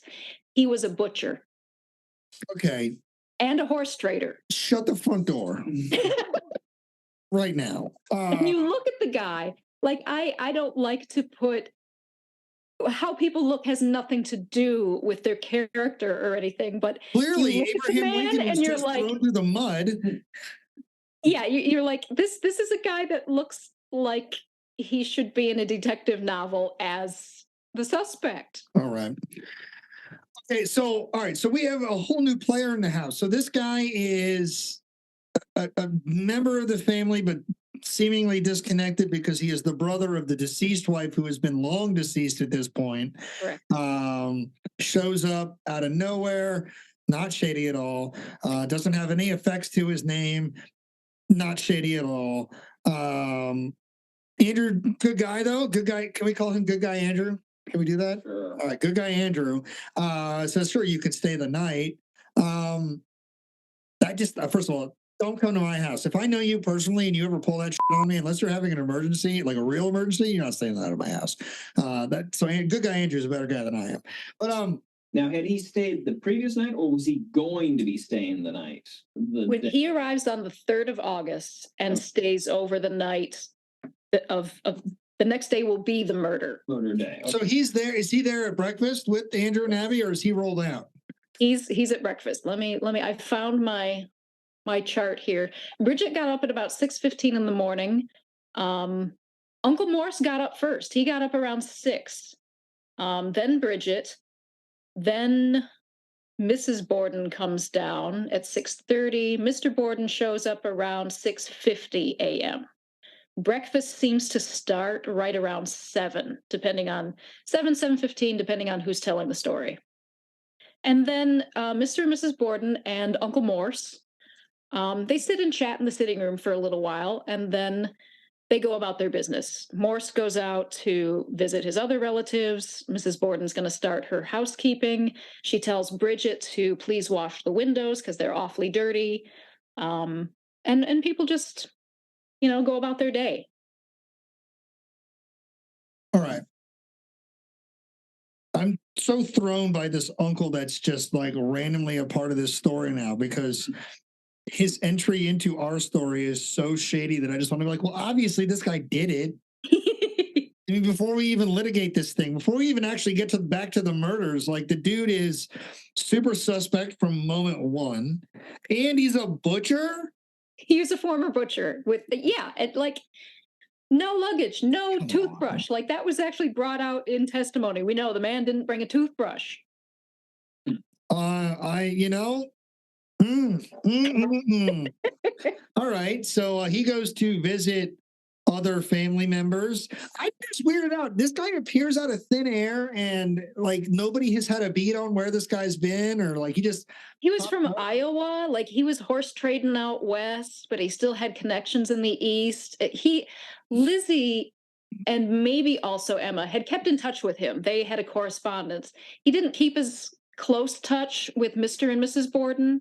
But apparently he was still the kind of guy where if he shows up on your doorstep, you say, yeah, come on, stay over. Yeah, I'll switch I'll make up the guest room for you, kind of a thing. All right, super weird, not my style. Remember, don't come to the house unless it's an emergency. Matt, what are your thoughts at this moment? Like, obviously in pre-production, we all landed on a certain place, but now when you consider this guy, or is your brain like thinking like mine is? Is like, well, I mean, right now we have what should be a cut and dry suspect. Yeah, no, it's definitely another potential suspect. I think it's going to come down to the trial itself and how poorly that goes for the prosecution is where it's off the rails. So I'm just stuck on knowing what we've known so far, right? 2 bodies brutally murdered, and then we have this jabroni showing up, super not suspicious. Like, how do we get from this reality to police go, it's Lizzie? There is a moment when it's late in the morning, somewhere obviously between 11:15 and noon or so. Lizzie's sort of shepherded upstairs. There's confusion everywhere. She's clearly out of sorts. The women folk it was Dr. Bowen's idea. Get her upstairs. Just get her out of the confusion, look after her, take her up to her room, and just get her out of here. But the police kept knocking on the door. So Officer Doherty, I believe, is the one. It's either Doherty or Harrington. That's kind of important. Anyway, this officer comes in to question her and is struck by her manner. She does not act the way that he wants a distraught woman to act. She's calm. He perceives her as cool. And the nail in the coffin is when he asks her a question about her mother. And she corrects him immediately and says, she's not my mother, she's my stepmother. And I say that in a very neutral tone, deliberately, because that one sentence set him off. It set off alarm bells in his head. He did not like the way she said it. And I don't know if that was fair of him. If she said it in a snotty, snappy way, or if she said it just as a fact. Lizzie is a very, very much a hair splitter. You'll see that in her inquest testimony. And I don't know if that was just her personality at that moment coming through that he didn't know, or if there really was something about her tone that was off. Or is it a matter of this is just a man expecting a woman to react in a certain way, and Lizzie is not that kind of woman? That's a fact. Lizzie is not the type of woman who becomes hysterical. She's not perceived as fragile There seems to by be people outside of her circle. The people who were right there with her were aware that she was distressed, but to people who are not familiar with her, she kind of creeps them out, to be honest. They don't like her manner. Yeah, there does seem to be a lot of those assumptions about what the proper reaction to a traumatic event should be on the part of the police, on a part of the prosecution later on, and they're really hanging their hat on this. These late 19th century ideals, especially of a higher class or higher society woman should be dealing with. This is Victorian 101. Yeah, it's Victorian 101. But, Yeah. because they're really going to get hung up on things like morning wear and Right. the issues with morning wear that Lizzie is not doing and the perceived what's the term I'm looking for here, issues with that. Now, what I really liked in the book was how you tore down some of these aspects that might not be jiving, like she goes and changes her clothing. That would be super suspicious, I think, for a lot of us looking at it from face value. But you did a really nice job, I thought, of saying, no, this is actually fairly typical in the sense that she had been preparing for chores or her work and things of that nature. And then now that there's all these people in the house, you would have changed into something a little bit nicer, perhaps more formal, that sort of thing. And Yeah, that whole issue of her changing her dress is it's contentious. There is a moment where she's been taken up to her room by her female friends, and somebody goes down to fetch the doctor or whatever. She's alone. There are a few moments when she is alone relatively shortly after the murder. And she uses those moments, it seems, to go into Emma's bedroom, which is not accessible through any other room except her own. And she changes her dress from a dark blue shirtwaist and skirt into what they called a wrapper, which it's just sort of crossed over like a robe and then fastened in the front. And that was like pink and white candy striped pink wrapper. Everybody who saw Lizzie that day will remember that dress for some reason. The people who saw Lizzie in the other dress will struggle mightily to describe it, and there's almost no consensus about what that dress looked like among the 5 or 6 people who saw her in it in that first 30 minutes or so. But yeah, like you said, when Bridget goes running to get Alice Russell, Lizzie's best pal, come quick, there's something wrong that I don't know, but Mr. Borden might be dead. And Alice is like, I'll be right there, but I got to change my dress. Right. Bridget herself, when it comes to be sort of her turn to be questioned more formally and more consistently, she will steal a few more minutes to go upstairs and change her dress. They wanted to be presentable. Like, it's not a social occasion, but there are these rules governing, what you wear to what sort of occasion. And the women almost all felt underdressed, and they changed. Well, 3 of them. Was much more strict for women too, in regards to social dress and occasion and things of that nature. Yes, there's a lot of rules for guys in Victorian wear, but certainly not to the same extent as women. There would have been a lot of social pressure for them to be, quote unquote, presentable, even in a time of great trauma and distress. All right. So before we go back to the moment where Abby's body is discovered, I want to point out just 2 little weird things in my brain about this. One is there is like we've just been saying, there's such a theme on the patriarchy telling you how, like, I don't think that's how a woman should have reacted. Like, that is such a theme for this whole story. A bunch of dudes deciding on how women should be. Huge theme in this story, huge theme through the Victorian era, I guess. I'm not an expert on the Victorian era. But another thing I also thought about was I don't know about this police investigator personally, but a number of the police officers that are involved in this case, as you helped us point out, Sarah, are Civil War veterans. They did serve, so they should have some understanding of being out of emotional gas. Like Yeah. you can be a human being and experience like I'm sorry, Lizzie is so far on record having screamed, having had a very emotional reaction behind the house, having other emotional react. Like my brain says, by the time you get her upstairs, her having a reaction that's cool and collected. It's not cool and collected. She's gassed. It's shock. Yeah. Out of it at this point. I think, yeah. Right. And it's interesting that like we've come so far in understanding that in 100 years, but 100 years ago we were like, no, she should be freaking out the entire She's doing it wrong. Yeah. But it's also the people that are saying that have also likely served in this great war that this country just saw and had hundreds, if not thousands, if not millions of examples of seeing what being emotionally spent looks like. Mm-hmm. And yet in this moment, there's no way. Can't be emotionally spent. She's a little too cool. You know what I'm saying? I agree. Like the fact that like that little thing seems to have, it's the first domino. It's changed the tone of this now. It's such an insignificant thing, but it becomes everything. Yeah. So, all right, let's jump back to Abby Borden was just discovered. Mrs. Churchill says, I think we've got another one. Bridget goes up and sees Mrs. Borden personally, right? So she's in the room. She sees it. We've got two bodies now.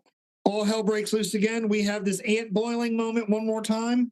Pretty much, yeah. Then it's just everything exponentially begins to explode. Like we need this many more police officers, this many more newspaper men are interested. Even like kids just fooling around on the sidewalk are going to come in and try to get past Mr. Sawyer. And, we can't get past Mr. Sawyer. Let's go up in the barn and see if there's any axe murderers up there, like daring each other to go up into the loft and see if there's a dangerous murderer lurking. It searches, just chaos. And another one, like another domino for Lizzie, is a moment when an officer named Fleet comes and knocks on her bedroom door because it's time to search her bedroom. And the door opens apparently like, this much. As one does when the cops knock on your door. And Dr. Bowen's face appears in the crack. And he's like, well, what do you want? Well, it's time to search this room. So, but it's the 1890s. Dr. Bowen's not just going to open a lady's bedroom door. He's going to shut the door and ask permission and all of this stuff. And Fleet is just standing there like, come on, I'm a cop. There's a murder. We have to search. Dr. Bowen comes back as she wants to know how long it'll take. And, Fleet just can't even. So, of course, he gets in there and he starts searching. Lizzie is prostrate on a little couch by the windows. And she is essentially complaining, which isn't going to go over well, about how long is this going to take? And you're not going to find anything in here. I always keep my door locked. I have this headache. The doctor just gave me some bromo caffeine. She's in no great condition to be dealing with police because she's just beyond being able to help herself or to present herself in any way that looks like innocence. It's not going to work. So that's another one of those cops that has this gut reaction of suspicion to how she comports herself. She's fried. Yeah. I mean, look, I'll give away my personal now. We'll still do this at the end. But I think she likely did this. But I'm still sympathetic to the fact that she's likely fried in this moment, no matter how you look at it. I mean, just the most emotional thing she's ever gone through in her life. So yeah, I mean, discovering your dead parents would be exhausting. Chopping up your parents, in a sense, would also be exhausting. Does Lizzie have any blood on her, by the way? No, she has. They will find exactly one speck, and I mean a speck, like the head of a pin on a petticoat on the inside. One tiny speck of blood. Her hands, the women who were like ministering to her initially noticed She was just very white. Her hair, there wasn't a strand of hair out of place or disarranged. Her hands were clean, they were pale. There is absolutely no evidence on the woman herself of any kind of exertion or bloody mayhem. Oh, by the way, though, let's just let this one out of the bag. She does happen to be menstruating at this moment. Oh, okay. So Lady Blood inside the dress. Yeah. Yeah, and that means that there is a bucket of bloody rags in the basement, which is a terribly inconvenient time to have a bucket of bloody rags around the house. True. Since we're on to the messiness of the day, if you will, what is the condition of the rooms? Because you'd think, okay, axe murder, lots of chopping, lots of spraying, things of that nature. Now we know that Andrew Borden did not resist. He was napping at the time, probably dead immediately. Abby Borden, possibly different story. What is the condition of the actual crime scenes themselves? Okay. Mr. Borden, when he was found, he was still warm. His blood was still sort of oozy and drippy. It was not like a slasher horror movie scene, the room itself. He is absolutely a slasher horror movie scene. But the room, I mean, people would come with their tape measures and all of this and record it. There were some splatters on the door that was near the head of the sofa, the arm of the sofa where his head was. There was an arc sort of over him on I think some blood splattered on the painting that was hanging over the couch. But considering the damage that had been done to that man, it was a relatively clean scene. There was dripping down. He had folded up his Prince Albert coat and used it as a pillow, so that was saturated. There was blood dripping off of the horsehair cushion and onto the floor.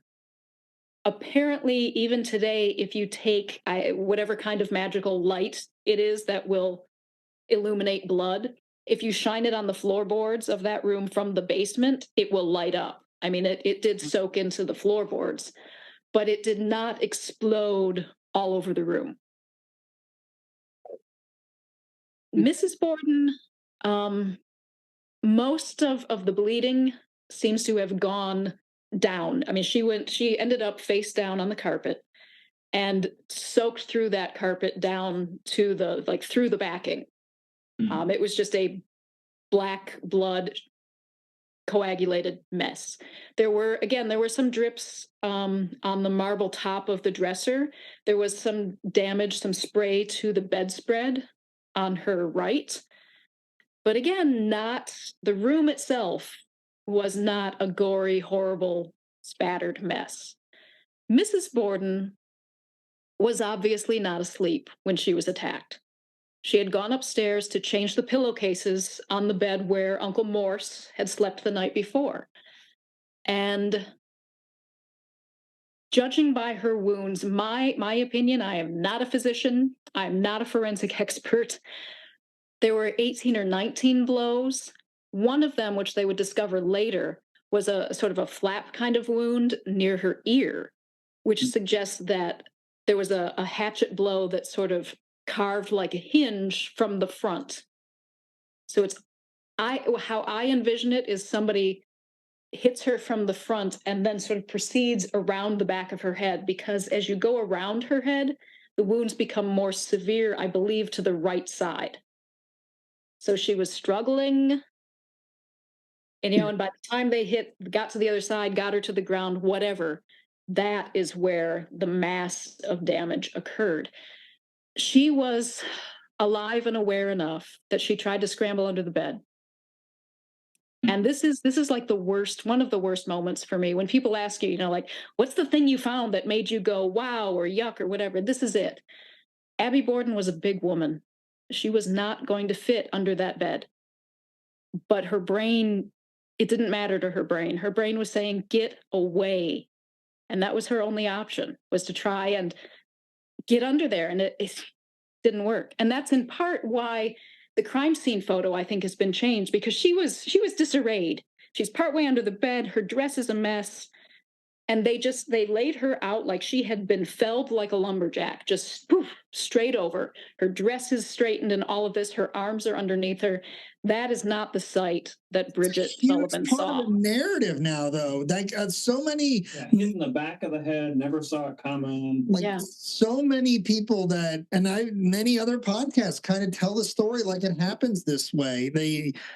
In fact, the one that I referenced at the beginning of the show, which I thought does a very good job of telling the story, they don't even mention that there's the possibility that Abby was hit in front and might have struggled and attempted to crawl away. Like from the perspective of that research, it was just like Andrew, a single blow to the back of the head, or a single blow in Abby's case to the back of the head that ended her life, and then subsequent strikes done in overkill and anger.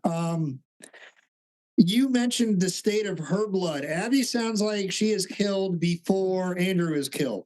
Yep. Even in 1892, with the difference in forensics that we have between then and now, it was very clear to people with any sort of experience with having seen blood that Abby Borden had been laying there a while.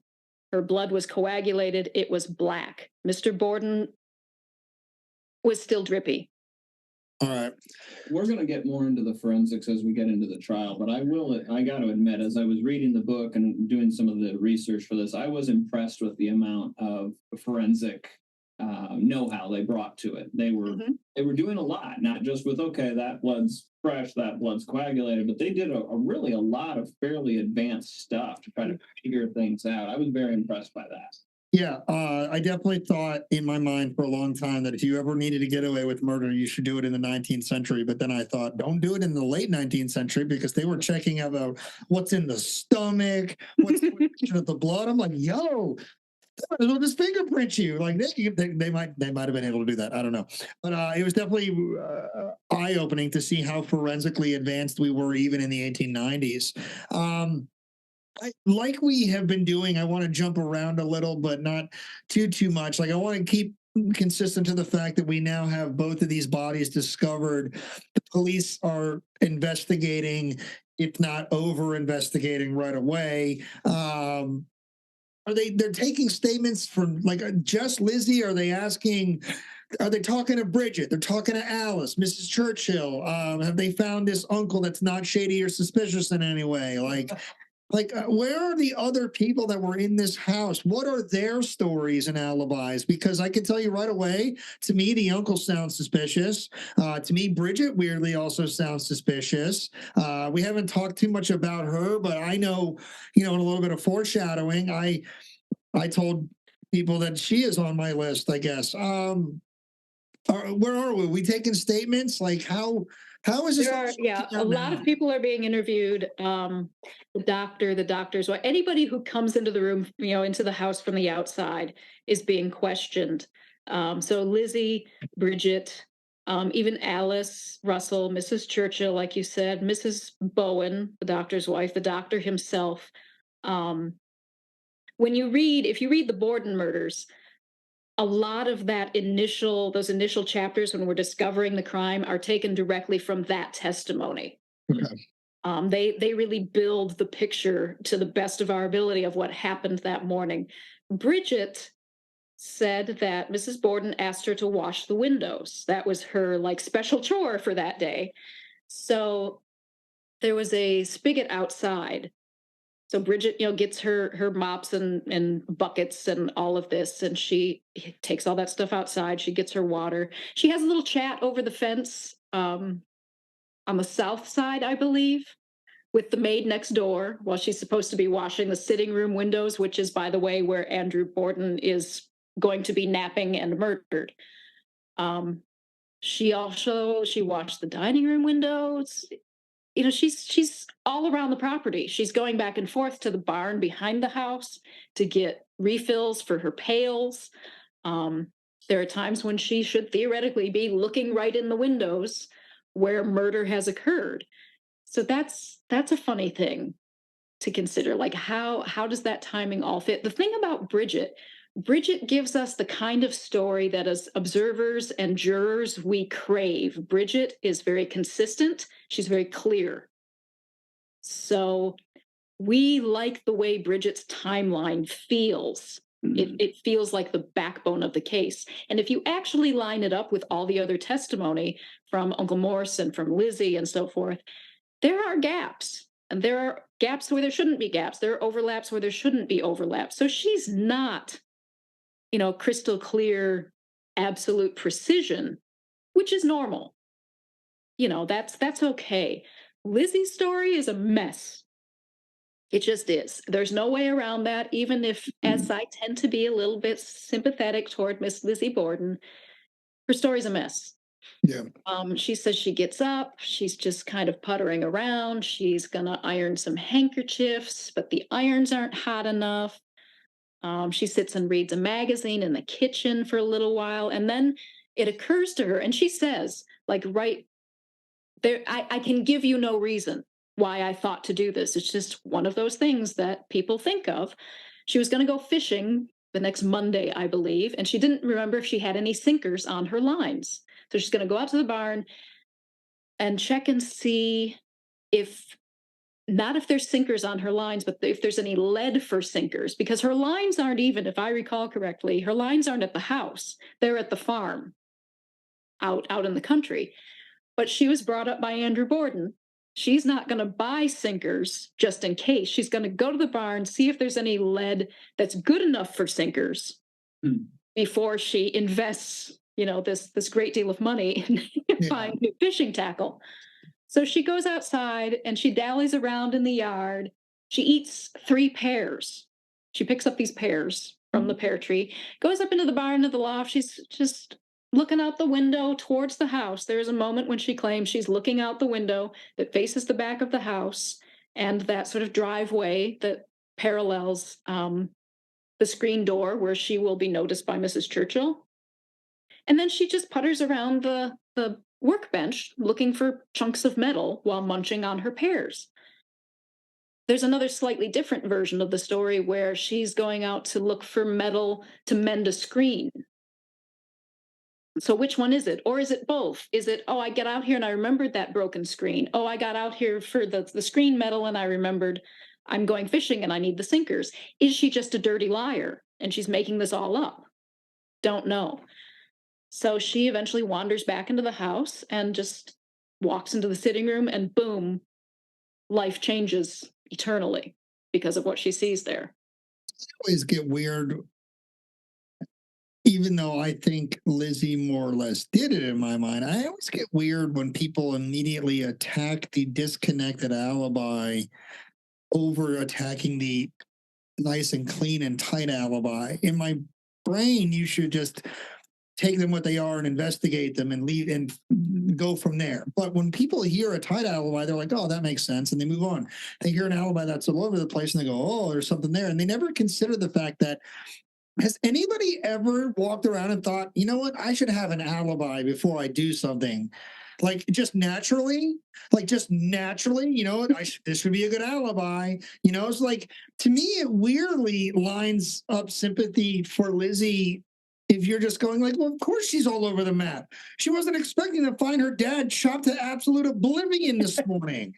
Right? Do you want her to remember if she was looking for screens or lead lures? Like, you're out of your damn mind. It's weirder that Bridget's got such a consistent story. Like, she almost thought she needed to have this nice, tight, clean story. So, like, one of the things I love about this story is that it is never what it seems at any point when you look at it, even when it all plays itself out. Like, I still found myself going, I'm pretty sure of that, but I'm 50% not. Like, it was weird how I assigned percentages. I was 100% sure of something while simultaneously being 50% sure of something else. And right away, we're taking initial statements.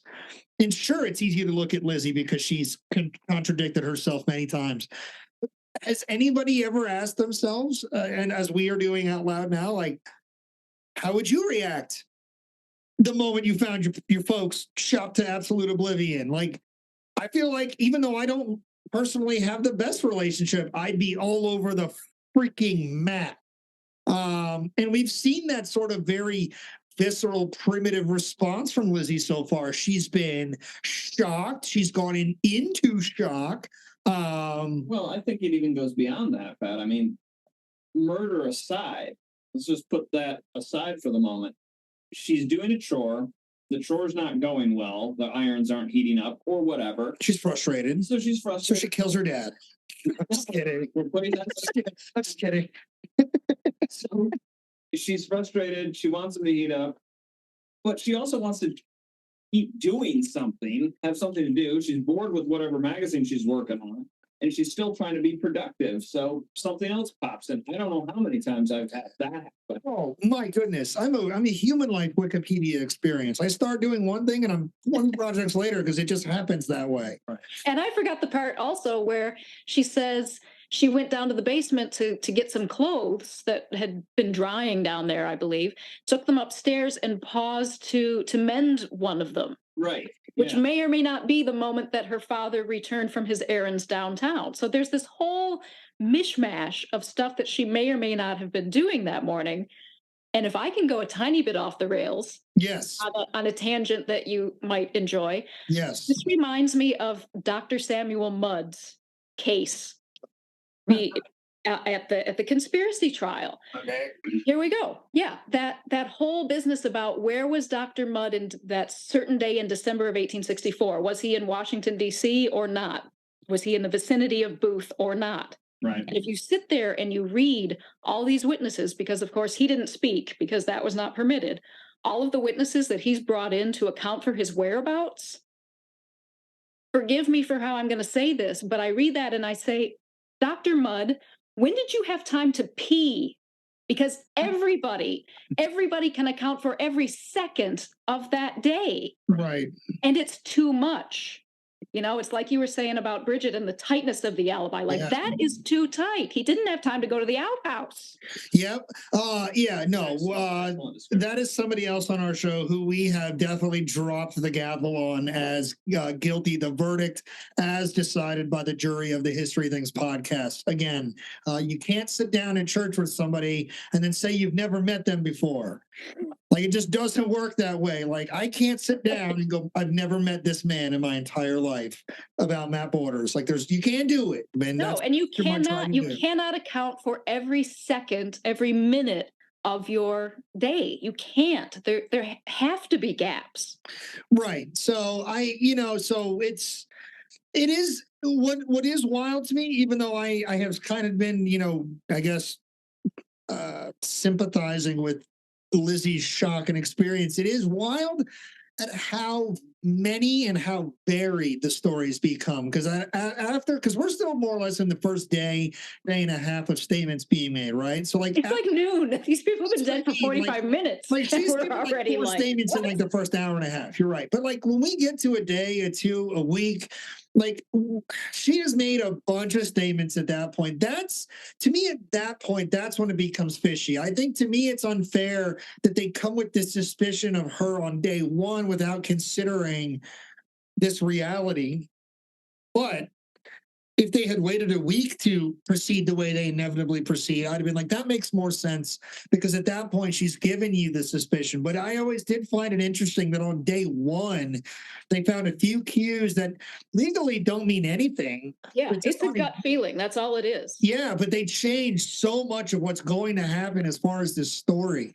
So let's talk about Bridget's alibi. So Lizzie is in the house. She says she was everywhere from magazines to fixing clothes to I can't iron because these paddles are hot to I need to fix my fishing lures to maybe what about that screen to maybe I should read Matt Borders' next book.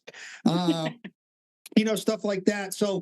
So she's all over the place. And from her perspective, at one point, she just walks in and finds Dad dead.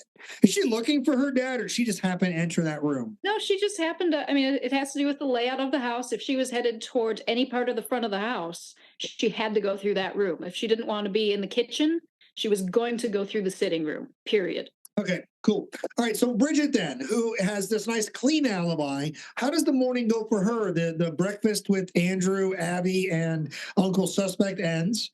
I forgot his name, honestly, so I just want to refer to him as Uncle Morse, like Morse code. Okay, Morse, Uncle Morse, a.k.a. Uncle Suspect. But the three of them peace out into their world, right? Abby goes upstairs to do her chores of the house, I guess, work in the room that guy just stayed in. Yeah, she was going to dust. She was going to change the pillowcases. That's the last time Abby is seen. And I believe that was Bridget, maybe? Do we know what time of day that is? That's around 9 a.m. Bridget sees Mrs. Borden in the dining room dusting. That, I believe, is the last time she is known to be alive. But she had mentioned going upstairs to change the pillow slips in Uncle Suspect's room. Sick. Thank you for going with that, by the way. So as far as we know, she's just doing her daily chores, her daily tidying, and she's going to do this extra little 2-minute job of going up and probably making the bed and straightening it out for her guest and changing the pillowcases for whatever reason. And she is never seen alive again. Okay. So Bridget's story is what? She just heard Lizzie scream. Oops, I'm awake now, because I guess she was taking a little nap. What's her perspective after everybody goes? So Abby goes to do her chores. Andrew goes to do his rounds. Uncle Suspect went to visit family? Visit family?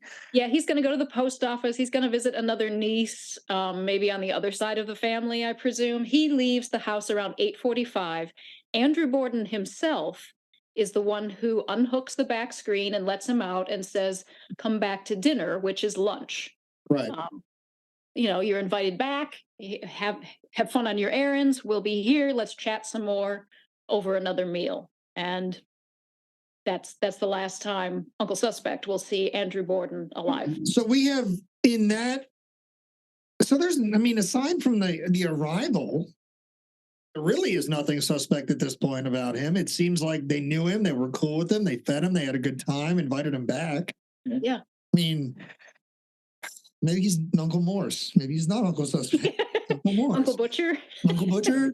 All convenient, but it seems like, yeah. Uncle Horse Trader.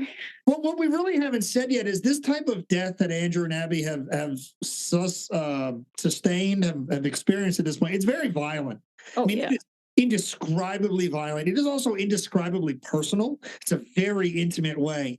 Having spoken to a number of servicemen and women from the contemporary world we live in, including one of our very good friends who was formerly of one of our other friendly podcasts here, he'll tell you that when you kill someone with your bare hands, or your hands are very close range, it's a very intimate experience. It is one thing to stare down a rifle or through a scope and engage in the worst moments of humanity in that capacity. It is another thing to do it with your hands, weapon or not. And so this incident, just to kind of be very sober for a minute, is incredibly violent. Whoever did this, no matter where you land on as the show at the end of the show, no matter where Sarah lands as an author, personally or professionally, I guess in the book we don't directly come down on verdicts, but we're all people, we have opinions. And at the end of the day, when you shake all this out, this is a very personal thing that has occurred. You can't. Very, very few people walking this earth, even in the craziest of the realms of humanity and paranoid violence, schizophrenia, and things like this, where a lot of these things, very rarely do you just have a cold-blooded murder where there is no connection and that type of death occurs. So that's why, it's when people immediately bring up in this story the rando off the street, I'm immediately like, of all the things I want to just say no to right away, that's got to be it. Whoever did this, Lizzie, Morse, Bridget, family members, we're not talking about friends, communities. Somebody involved here is not random. No matter what, they're not random. This is a personal thing that took place. So Abby, go ahead. I was just going to say this might be a good point, Sarah, to segue into the search for the murder weapon and do a little discussion on that, because we've described it as an axe murder, but nobody has necessarily said that yet on the scene, and the police later admitted that they kind of spent an over-exorbitant amount of time trying to find the murder weapon as opposed to examining clothing or other aspects that would be important. All right, real quick before we get that, what is, because I want to finish Bridget's statement, because her statement is also a major part of this, because what she describes, I think I read with what when Lizzie, she hears upstairs, right? Like, isn't that part of Bridget's initial statement? Like statement one, right? I think she mentions that she hears Lizzie upstairs. That's why I'm like, what is everybody saying in their initial statement? So Lizzie, I've said 5 things. I'm all over the place. Uncle Morse, what is his statement? I was out running the rounds, visiting people. Bridget says I was doing chores, but she actually makes comments on other people in the home. That's why I want to touch on this real quick before we continue to the actual search for the weapon, because she kind of brings up Lizzie's behavior in her statement, which also is weirdly convenient to me, that she's the only person I think that's directly commenting on another person's behavior around them. Like, I don't think Lizzie says anything about Bridget or the uncle in the initial statements, if I'm recalling correctly. But Bridget's got something to say about Lizzie, right? Well, let's see. Let's just run through Bridget's morning here. All She right. gets up around 6:15, starts the fire, brings in the milk. Mrs. Borden comes downstairs. The Iceman arrives. Mr. Borden comes downstairs. So this is all by 7 in the morning. I love that you have a spreadsheet for this. I had to. This is awesome. There's no other way to do this. This is so good. So around 7:15, according to Bridget, breakfast begins. That's when she sees Uncle Suspect for the first time, is when she's serving breakfast. So at 7:45 or thereabouts, the Bordens and the uncle go into the sitting room to have a little visit. She sits down and has her own breakfast at the empty dining table before she clears away. So she apparently brings in her own plate and serves herself, and then she takes all the plates away to clear up and begin the dishes, which she says takes her until about 8:45. At least that's at 8:45 is when she sees Mr. Borden let Morse out the back door. And then Mr. Borden goes upstairs for a little bit. At 9 o'clock, she sees Mrs. Borden in the dining room. This will be the last time anybody, so far as we know, sees Mrs. Borden except the murderer. So Mrs. Borden is dusting. And I think Bridget asked if there was anything in particular that Mrs. Borden wanted her to do that day. And the answer is, I'd like you to wash the windows inside and out. They're awfully dirty. So by 9:30, Bridget is getting her stuff together to do the washing of the windows. She then starts, on the ground floor, because she has to. After a little chat with the Kellys maid over the fence, she figures that she started that chore around 9:35 in the morning, and it lasted until about 10:30. Around 10:20, she estimates, she went to get another basin and she started washing the sitting room window. So then she's gone in the house to get that basin, apparently. She lets Mr. Borden in the front door around 10:35. And here's another moment where things get interesting, because as she recalls it, Mr. Borden is just trying to walk into his house. He's done his errands, and there are 3 locks on the front of this house. And he'd forgotten his key, or the spring lock was misbehaving or something. Anyway, he rattles or knocks at the door. And so Bridget scoots over to let the man into his house, and she's fumbling with the locks, and she apparently curses the locks. And she hears, as she recalls it, she hears Lizzie laugh from upstairs. Because, you're the maid and you're probably not supposed to swear when you're trying to let the man in the house. The interesting thing about that is, if that is accurate, that means Lizzie is upstairs in her room, which is next door to the room where Mrs. Borden is laying dead by now. Almost certainly, Abby Borden has been murdered by now. We know that, incidentally, from the condition of her blood, and we will later know it from the progression of digestion that is observed in her stomach. Fall River. So that's why that moment at the door is so significant. So yeah, 10:45 or so, Mr. Borden is just getting home, getting himself settled on the sofa by about 10:45 a.m. I think Lizzie gives him a little assistance, helps him position himself or whatever, gets him comfy. She's also trying to set up her irons in the dining room. And then at 11:55, Bridget estimates, she went upstairs to lie down. She had been sick that morning.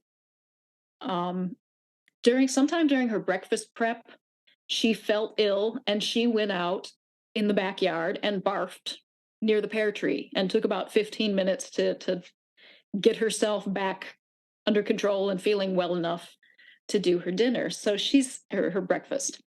So between all of this breakfast prep and clear away and wash the windows, it's almost time to start lunch. So she's just going to take a few minutes for herself to lay down and just give herself a little bit of rest. And she believes that happened around 10:55 a.m. when she went upstairs. She recalled hearing the church bells chime, the 11 o'clock. And by her best estimation, Lizzie shouts at 11:10 a.m. Okay. So, first of all, in this own statement, we have now heard somebody commenting on they heard something from between the floors. So we say some naughty words because we can't figure out this lock. Lizzie allegedly laughs. Nobody heard a body hit the floor? Like nobody heard the drowning pool coming from the next room? Do you want my theory on the death of Mrs. Borden? Like the way that I make that make sense for myself? Yes. I can envision a scene in which Mrs. Borden is on the opposite side of the bed from the door. So the door is the bed, is between Mrs. Borden and the door to the guest room. She's all the way around the other side. That's where she will be found dead. Somebody approaches her. If you grab somebody by the shirt front and you give them a good wallop, a glancing blow to the side of the head, could you then, I've said she was a big lady. She probably weighed 250 pounds. Nice. If you got somebody by that shirt front and you've got them incapacitated, though not necessarily dead, could you then be whacking along as you both lower to the floor? Yes, but this is there no big kerthump?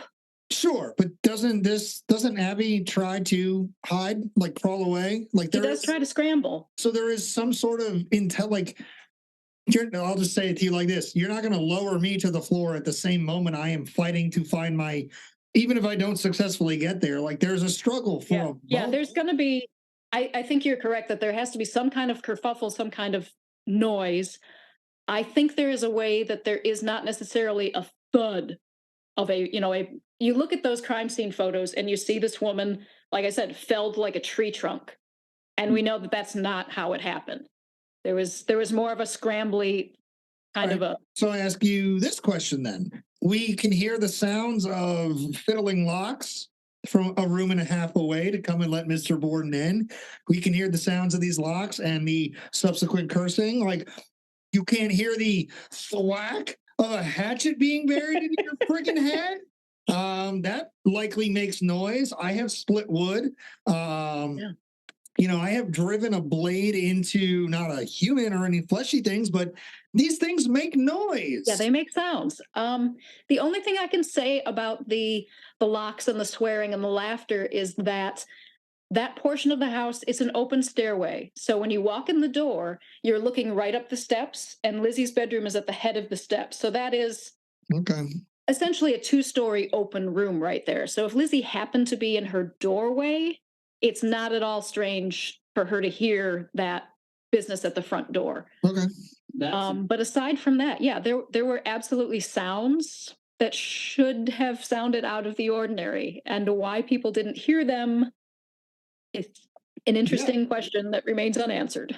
That's right. What are you saying? The laugh part, though, I always found kind of creepy because I never, between reading your work and some of the other things that we've read in preparation for this, I guess I wasn't attributing the laughter to what's going on at the front door. I just had her thinking, or had the Bridget aide saying that she heard Lizzie laugh. And I'm like, yeah, it sounds like she's up there cackling. It's always portrayed that way. I mean, that is a number of writers, a number of documentaries. They always make it seem like Bridget just hears her giggling. Right. Mm-hmm. And it's not. It's interpreting it as. It's a reaction, isn't it? Yeah, Bridget has, I think all she would admit to in testimony is that she said, oh, pshaw. I suspect she said a little more, and that made Lizzie laugh. She's Irish. She absolutely said a little more. She said, oh, your mother. And then she started to say a bunch of unsaintly things after it, as a good saintly Irish woman should. All right. So she basically says she lays down at just before 11 o'clock, and within 15 minutes, we hear screaming. Mm-hmm. That's not a lot of time to clean up a crime scene. I just want to put that out there. And if you want to talk about time with Bridget, just because I happen to be looking at this spreadsheet I never get to use anymore. Oh, yeah. She says that from 7:50 a.m. until 8:40 a.m., she's clearing the table and washing the dishes. So that's, let's math this a little. I mean, that's basically an hour, 50 minutes. But to wash all of the downstairs windows from 9:30 a.m. until 10:30 a.m. So it takes her most of an hour to wash the breakfast dishes, but she only needs an hour and a half to wash the downstairs windows inside and out. She's either not doing a good job or she's lying. That's one of those things where, you look at Bridget's consistency and you overlook these little bits of logic that just don't add up. She could just be wrong. I mean, she could be incorrect. Yeah. But when you look at what she said, those two pieces don't align. It doesn't make sense. I don't know why they don't make sense, but there they are. Her alibi is not as perfect as it feels. When we get to the end of this, we'll rationalize a lot of things because I have some thoughts on this, and I don't want to say them now. But so we've kind of got her perception. She hears the scream. She wakes up. Ant boiling moment begins. Uncle Morse. Uncle Suspect has been at this house. He has gone for the rounds. The police give him a chance to make a statement. Is he grabbed? I don't want to say grabbed. Is he caught up with later in the day? Do they wait for him to come home? Does somebody go and find him? He comes home. He comes to the house in the middle of the boiling anthill. And I don't remember his exact words, but what they come down to is, what the hell? I was just here. The dead guy just let me out the back door and said, come back for lunch. So he's perceived as being shocked, as he ought to be. His reaction is perceived to be more proper and more expected than Lizzie's reaction. Okay. All right. So we move out of this then. We've got our initial responses. The police are beginning a series of aggressive interrogations. I believe they call them inquests at this point.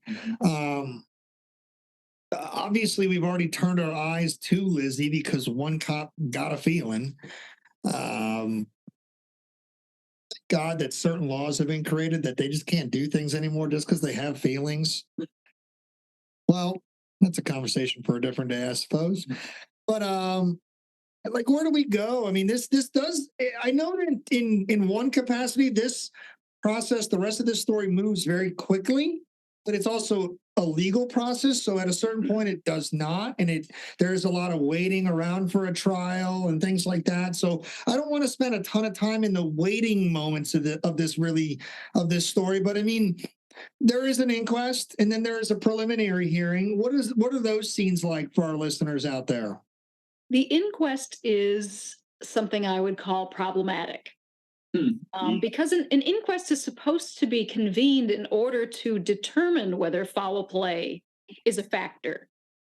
And anybody with eyeballs can see that foul play, you can't do that to yourself with an axe. Are you sure? Are you sure about that?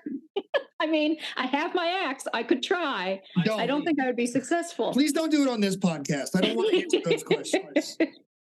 So the trouble with the inquest, there's lots of trouble with the inquest. One of the problems with the inquest is the city marshal of Fall River, during the inquest, has a warrant for Lizzie Borden's arrest in his pocket the whole time while she's giving testimony. Her lawyer is not present during the testimony. That's the big. That's a huge part of what will come. That's a big problem. Also, by the way, Lizzie's, been having a rough time. The bromo caffeine, which is basically on a level with aspirin, has not been relieving her distress. So Dr. Bowen has come over again, sometimes in the middle of the night, and she's been taking a relatively mild dose of morphine. Let's go. So when she is on the stand, about that anymore. With this warrant in the marshal's pocket for her arrest, she may or may not be under the influence of a narcotic. Yeah, so this is legitimate police work, even in the 2023 year. Sounds like very standard operating procedure. Let's talk to a compromised suspect without legal representation. Duh. Yeah. Now, presumably, she has been advised by her lawyer that of her rights, because I think, as I put it, it would basically be an insult to the lawyer to suppose otherwise. But still, that's not how the justice system is supposed to operate. Yet there she is, and she's being questioned, and her testimony is a mess. It is an absolute mess. That's where I see little shades of her personality, like that her friends have described. She is so pedantic.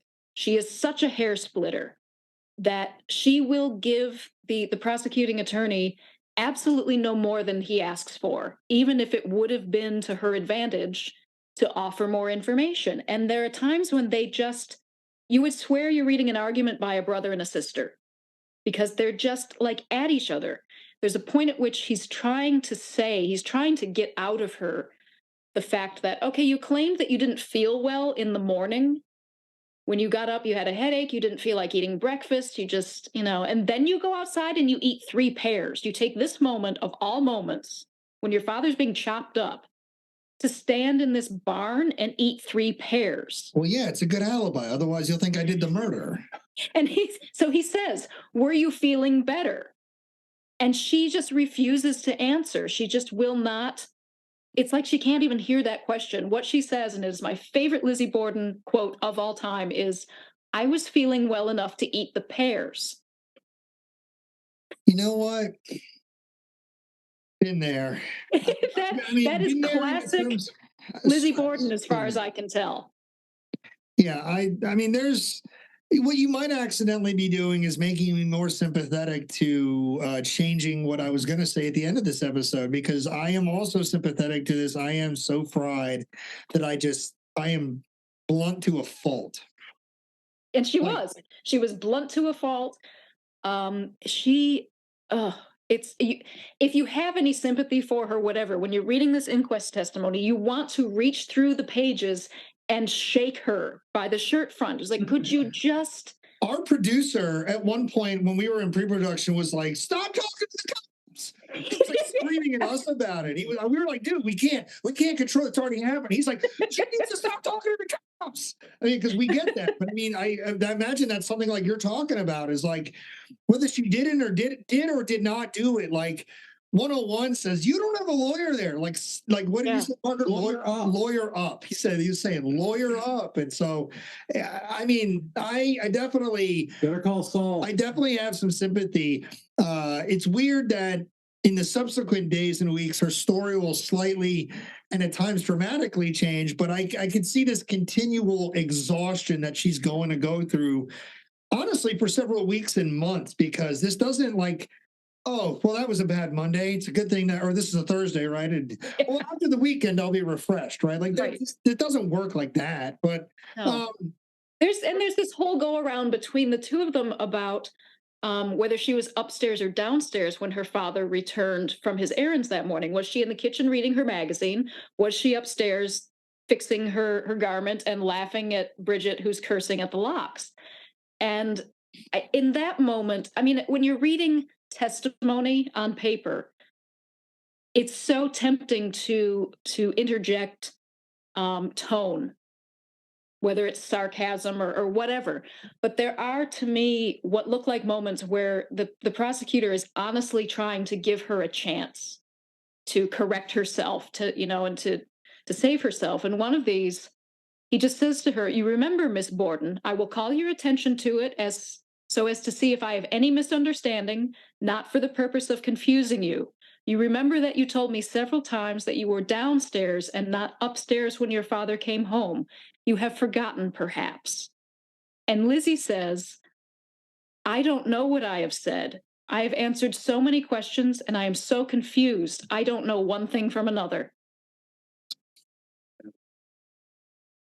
Yeah. That's a very honest. I am fried. Is this all still on day one or within day? This is at the inquest. So this is within the week. How long does the inquest last? I want to say, if I remember right, 2.5 days. Okay, so less than a week. I was going to say a week. 2 days? We're like 48 hours out from this? I think there was a little space between the initial discovery. There's a couple days when they do a bunch of searching, and the Bordens are basically put under house arrest, and then they're taken off to jail, to the courthouse or whatever, to testify at this slightly illegal sounding inquest. Which I think was on the 9th. Okay, so we are about a business week, 5 days from incident, but still, we're so close to this moment. Your brain is fried. You're not sleeping. Like everything's 100 miles an hour. Again, makes sense. I don't know what I had for breakfast this morning, and nothing happened in my family today that was a double homicide. You know what what happened? I have 2 daughters and a wife. I got them out of the house. I know that happened successfully, but so I can sympathize. I can relate to that. So all right. So definitely shady inquest, talking to a potential suspect, whatever, gathering. Well, this is, I think, my own statement there before I say it. Is it illegal to gather statements without legal representation? Because I can talk to the police, and this is pre-Miranda, if I recall correctly. So it's not like, and nobody's under arrest at this point. But there is that warrant in the marshal's pocket. So there's a way of looking at this that says they are planning to arrest her. They have a paper that says we can take this woman at any second off of that stand and slap the handcuffs on her. But we're going to ask her a bunch of questions first. Okay, right. So for her, they're asking everybody else questions at the same time too, right? They are, but they don't have warrants for those people. Right, which is, that's everything in this moment then, because it's like, in relation to Bridget and Uncle Morse or whoever else, like this isn't illegal-ish or outright illegal behavior, but then you cross into Lizzie's situation, and if you're walking around with a warrant before you've really even gathered the information, let's just say what it is. That's just shitty police work. That's just... Yeah. And they swore out a fresh warrant to actually arrest her. You mean the one they had all along wasn't good enough anymore? Yeah, I guess they had to make it look right. Like, after we heard all this, that's when we decided she might be guilty, not before. All right, so before we continue, let me ask you, do you get the impression that this is sort of intentionally bad police work, or this is just the left hand and the right hand and the amateur hand all don't know what each other are doing? This is a three-handed. Yeah, I don't know that there was anything intentionally underhanded going on, but that's my general outlook, period. I will give people the benefit of the doubt regardless. It just, to me, seems dumb. It seems like they're fumbling everywhere they can right now, and they might not even realize they're doing it yet. Obviously, we haven't gotten to the fact that some of this evidence will become inadmissible, but the simple fact is it seems like they're getting a ton of information and not going about it the way they're supposed to, even pre-Miranda, and it's like nobody is stopping them. No, there's some fuss in the newspapers about a Star Chamber inquiry, but good reference. It doesn't really... It doesn't really change anything. It plays out as it was going to play out, which is when we're done questioning Lizzie, she gets to collapse in the matron's room for a minute, and then we're going to come in and arrest her. Wow. So you think that was all discussed prior to day one of inquest? Like, this is just how it's going to go down. We're going to do 2 days of this and then arrest her? I don't think so. I think that's just how the chips fell. But if you're gonna swear out a warrant for somebody's arrest, then you should do it, and you should not put them in the chair and ask them 800 questions for 2 days. I wonder what you got to have evidence for a warrant. Like, a judge has to hear evidence to issue a warrant. So I wonder what evidence, do we have any record of what evidence was presented at that warrant hearing? Not to my recollection. Like, why did they?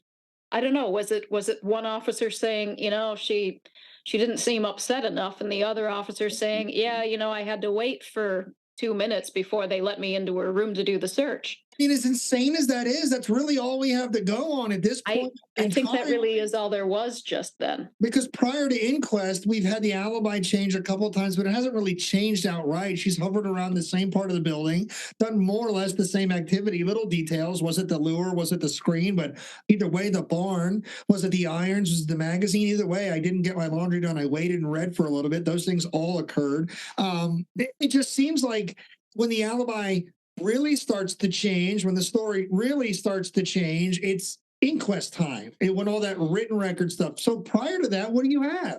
I didn't like her tone. Mm-hmm. Dude, if we could do things based on the tone of people, my wife is the most, I love her, but she will tell you, like, tone is everything. And I'm always talking to my wife, like, are you mad? Am I in trouble? Because, like, tone is everything. So if we talk about doing things based on the tone we don't like, my wife would be nice to me, is what I'm saying. Jesus Christ. No, but I mean, I have a beef with this because I'm a very modern man, and like, I support women's right to everything equal that I've had my entire freaking life. So, when I hear that a guy cop's like, that's not how a woman should react to this, hee-haw murder. I don't like, the way that this entire story revolves around this way men perceive women to exist, or perceive the way they should exist. And I kind of just realized, as you're talking and laying this out, they have nothing for that initial warrant. Oh yeah, there's a couple in those intervening days. I mean, the public is kind of getting pretty antsy. They're starting to go a little bananas because, as far as they know, there's a crazy murderer running around. Right. And the police haven't taken anyone into custody. But from what Marshal Hilliard has on his desk, there is not one particle of evidence, actual evidence, that links this woman to the crime. So, or anyone to the crime, for that matter. So is the initial warrant public knowledge? No. When does that that's just a little secret in the marshal's back pocket. When does that become publicly known? When she's arrested, right? No, because they get a new warrant for that. They get a new warrant. That's a fact I do not have at my disposal. I don't remember. No worries. We'll get a follow up on that. We'll include it in the social media support for this episode. But they have nothing. But yet they've already come after her. And again, I feel how I think I feel. And I'm going to say I think I feel now, because this might change in the next hour. I don't know. But it just seems like that's incredibly friggin' weak. And yet that is now, everything is going to be built upon that. That issue of how she reacts, her demeanor, becomes so important. And it also is reflected. People look at her physical appearance. She's not a dainty, willowy, small lady. She has, they start just dissecting her face and her build and her hands, even in the newspapers. And the thing about the newspaper coverage and her demeanor and all of that, like right from the beginning, the newspapers don't agree. They agree that she acted wrong, but they don't agree in which way. Some papers will say she should have run toward her father because she loved him. And other papers say, well, of course she ran away. It was a horrible thing. Why didn't she run all the way out of the house and down the street and out of town? It was so horrible. Right. So if she runs toward him, like, that's unnatural because he looks icky. If she runs away from him, that's unnatural because that's her father and she should be, I don't know, doing feminine things to take care of him. Right. It would have been obviously a terrible situation to be in on a lot of fronts, but the Fall River strikes me as a small town. Do you happen to know what the population of It's actually a big town. It's like I think I remember that much. I think it was at the time. I think this is at the time and not now. 80,000 people. Oh damn! Holy moly! That's a lot. Yeah, and the newspapers are very polarized according to who their primary audience is. The Fall River Globe, who is going to become Lizzie's nemesis for the rest of her life, was very. I don't know that these things are necessarily linked. These are just separate adjectives: democratic leaning, sensational, and because their audience was in the lower financial socioeconomical classes, that paper was read a great deal by policemen and Irish immigrants. And the Irish are represented very heavily in the Fall River police force. Neither of which are Democrats today, by the way. So there, another paper was aiming more toward the wealthy folks up on the hill where Lizzie and Emma allegedly aspired to live, among people, with her father's economic advantages. So that paper was more sympathetic to Lizzie. And then there's a third one that falls right in the middle. So where you get your news is going to influence your view of the case. Wait, that's not a new concept. Right. No.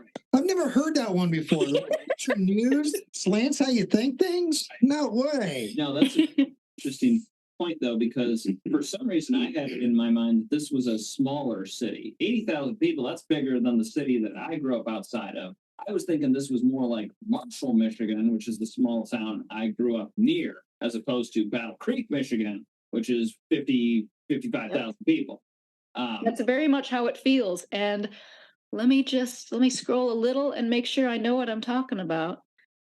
83,000 people in Fall River. Oh, damn. 1892. Well, I'd look at it like this. I mean, it's I don't want to say suburb of Boston, but it is an attached region to Boston. And Boston has been, I don't know, a hub of everything for, at this point, more than 200 years on this continent. So I would say the population boom has likely spread way out. Like, if you said there were 80,000 people living in Big Pool, Maryland, where I work right now, I'd be like, what? But I mean, there's a lot more people living there now versus blah, blah, blah. So, I mean, it makes sense by 1890 something with Boston being right there. I mean, I agree. When she first said it, I was like, what? 80,000 people. But the more we think about it, it makes a little more sense. And they're also, Fall River's very close to Providence, Rhode Island, is actually closer to Providence than to Boston, in the sense that if you were going to do like a big city shopping trip, you would go to Providence because it's nearer. But if you were going to go, like if you wanted to go to the theater and do the culture-y museum type things, you would perhaps go to Boston because, it's been there longer and has that. We got some friends from Rhode Island. They'll tell you there's no culture there. It's just Rhode Island. It's just like 2 blocks and a house that are there, and they call it a state. Ben Frail from Sons of Union Veterans is having a stroke right now. He just sent us an email. He's like, I will fight all of you. Come to Coventry and fight me. That's what he says. Shut up, Ben. Good to hear from you. Anyway, all right. So inquest aggressive, but everything hinges on the fact that they've had this suspicion because they don't like her tone. They've had this BS warrant, but they've now turned it into a real warrant. And Lizzie is going to be placed under arrest at the end of this 2.5 days, right?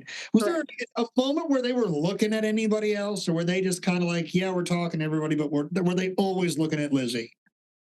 My impression is they were always looking at Lizzie. When you look at the number of questions that she was asked, which could be a little bit deceiving because Bridget's testimony is lost. Bridget was also questioned a lot at that inquest. And for whatever reason, that first volume of the inquest testimony has vanished. So we don't have Bridget's earliest legal testimony. We have her questioning with the police officers. Got some breaking news for you as I produce this book right here. It's like, I'm just kidding. No, we don't really have it. I joked once upon a time that we actually stole the Declaration with Nick Cage and got away with it. So I was going to do that, but I just realized, I was like, some people that listen to our show take me very seriously. And they're like, oh, you have the inquest records from Lizzie Borden? So, no, I don't. It was a joke and I abandoned it like 90% of the way through. All right, Jesus. Jesus, people. Fans put a lot of stress on me, Matt. You ever notice that? Yeah. They put a lot of pressure on me. I need a hatchet. No, you don't. Okay. All right.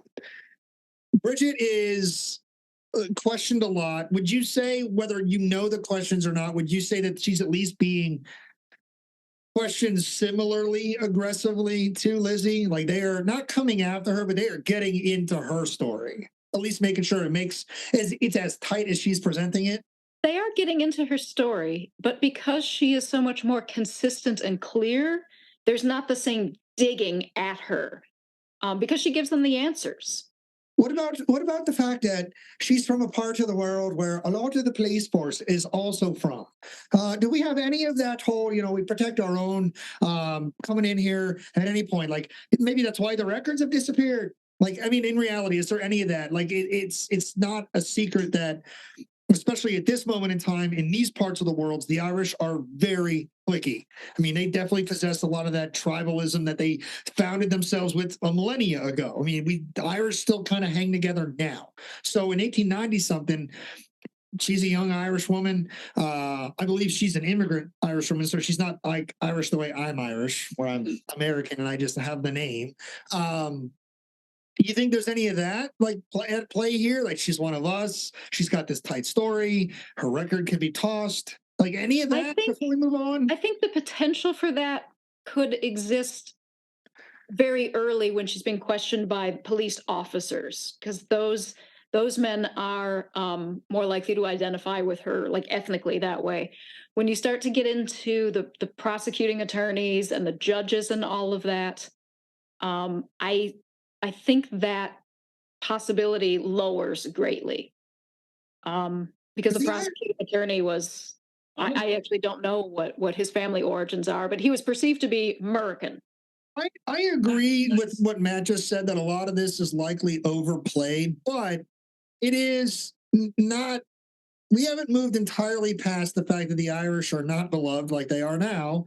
The Irish are still kind of the lower parts of the totem pole. That's why they still have a lot of these policeman jobs, a lot of these less desirable jobs. Yeah, you need them around to wash your windows. Yeah, exactly. That's what the Irish are good for. But the reality is, like Matt said, it's probably overblown. But I just wondered, if that has any place in the story. It sounds like it might initially, but once you move past that and you get to the real professional questioning, whether that's done appropriately or not, but it's being done by people that should have a better, I don't know, set of skills to do this. Maybe they're not doing the Irish thing so much. And it sounds like you said they're not even really Irish people at this point. And the prosecuting attorney, his opinion was that her preliminary hearing testimony, which does exist, it does survive, in his opinion, that was virtually identical to her inquest testimony. Mm-hmm. So he found that, at least from his point of view, which is a guilty Lizzie point of view, Bridget's testimony did not vary significantly from that inquest to the preliminary hearing. So I chose to take him at his word and consider that reliable testimony. All right, so let's get to what comes next after inquest. They officially charge her with the crime, right? They let her go into that sitting room, fall apart for a minute. They come in and place her under arrest. She gets arrested. She gets indicted. There's a preliminary hearing. There's a grand jury. All of this, it takes 10 months to get us from the arrest to the trial. Like the actual trial. The actual trial for your life, with a jury that's going to decide forever. So this is like June of 93? Yep. Okay, so June of 1893, we actually get the trial. So does her preliminary trial go off without incident? Is it just like a very run-of-the-mill legal proceeding, or is there like fireworks at this? Because I know it's some of the legal proceedings she's a part of. I don't know personally if they're from the pre-trial or the actual trial, but I mean, she faints at one point. She creates a stir just by stepping out in the what's viewed as socially inappropriate morning wear. With the funeral, like there's controversy about the fact that she's not. I guess it's weird because there's controversy around the fact that the Borden girls, specifically Lizzie, weren't present at the lowering of the caskets, yet that is Victorian era appropriate to not Yeah, have the that's women present. standard. Yeah. Right. And but what you find that's out is, like, regarding the mourning wear, Mr. Borden himself was opposed to the custom because that, I mean, to him and his character as it's come down to us, to have a dress specifically reserved for exactly one purpose, that would not appeal to his sense of how you should spend money and how you should use things. So he wasn't into that. Like, you have this special black crepe with your jet jewelry and your veils and all this jazz. And to us, that sounds, I mean, those customs sound silly. Sure. And yet I have this story I tell of myself where I went to a funeral home because the father or stepfather of somebody my family knows had died. I did not know the man in the casket. So I walk into this funeral home to be polite and pay respects, and I see a man who's wearing jeans and I believe a Legend of Zelda t-shirt. And Yeah. there's this voice in my head that goes, "Ah, well, that's not what you're supposed to wear to a funeral. That's not right." And the longer I'm there, I come to find out that this man who is lying in the casket ran a comic book shop and loved video games. That t-shirt is a tribute to this man. And Yeah. I don't know it. All I see is quote unquote inappropriate funeral wear. It's a really good point. Yeah, I guess that's where we get the expressions like opinions or like assholes from, right? Like, it's just, Everybody's got them. I'm kidding, not kidding, because it's like, as you're talking, I think about one that I see a lot, and it's like, how to tell you have a beach body. Have a body, go to the beach. Go to the beach. And it's like, we have all these constructs that are just ridiculous, and so much of Victorian era construct at times is just, especially when we look at it, looking way back at it, it's nuts. Like, you get to tell me what clothes, what jewelry, how long. Like, they wrote manuals to tell you like how long.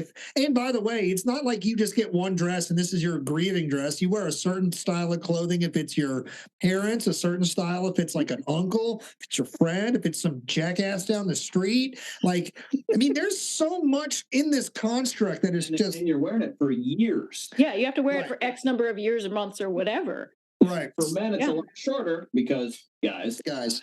But for the ladies, it's years. So in the 10 months, there is controversy. Is her pre-trial a controversial moment in the litigation process, or is that pretty just routine? There are a couple bombshells that fall at I believe these happened at the preliminary hearing.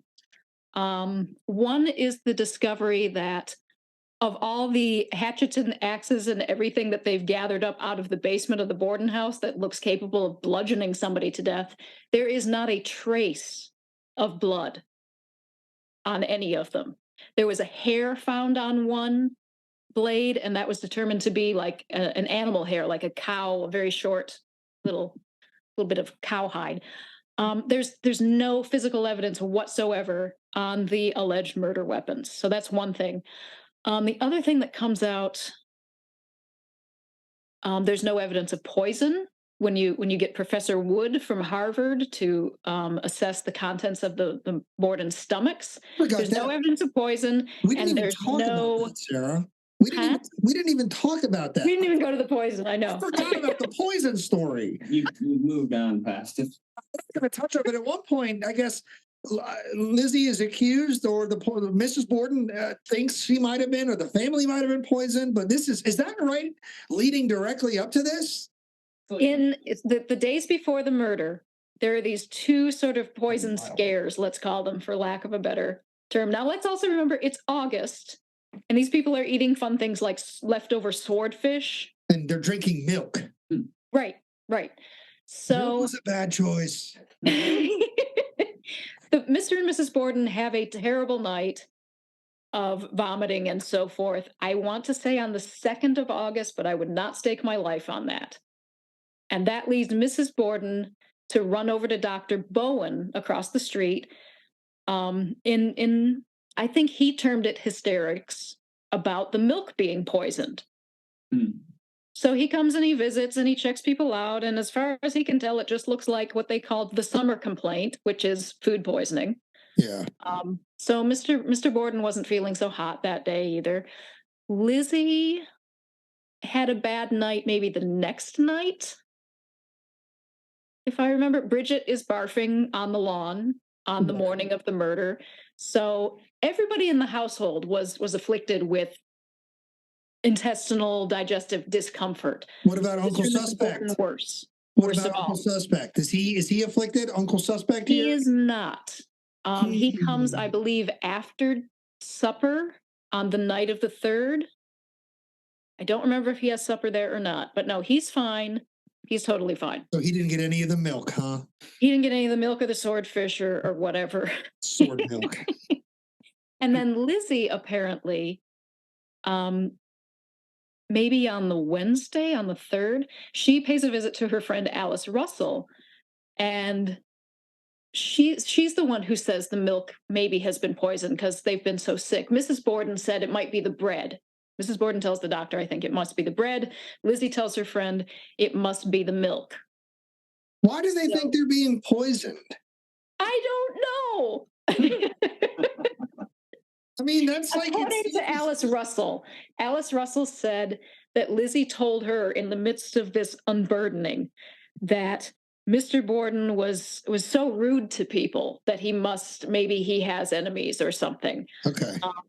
And then in that same visit, Lizzie recounts the story of having heard, she was up in her bedroom. This is just allegedly days before the murder, or a couple weeks before the murder. She heard some man come to the door and inquire with Mr. Borden about renting one of his storefronts. And Mr. Borden didn't want to do it. And it got a little heated, this argument. And Lizzie says the man said to Mr. Borden, well, I thought with your reputation for liking money, basically you would rent to anybody. And Mr. Borden says, nope, not so. Who knows what kind of unsavory business this man allegedly wanted to put in Mr. Borden's storefront. But he says, nope, out with you. So there's this sort of heated exchange, Lizzie says, and she never saw the man. She only heard him. She doesn't know his name, blah, blah, blah.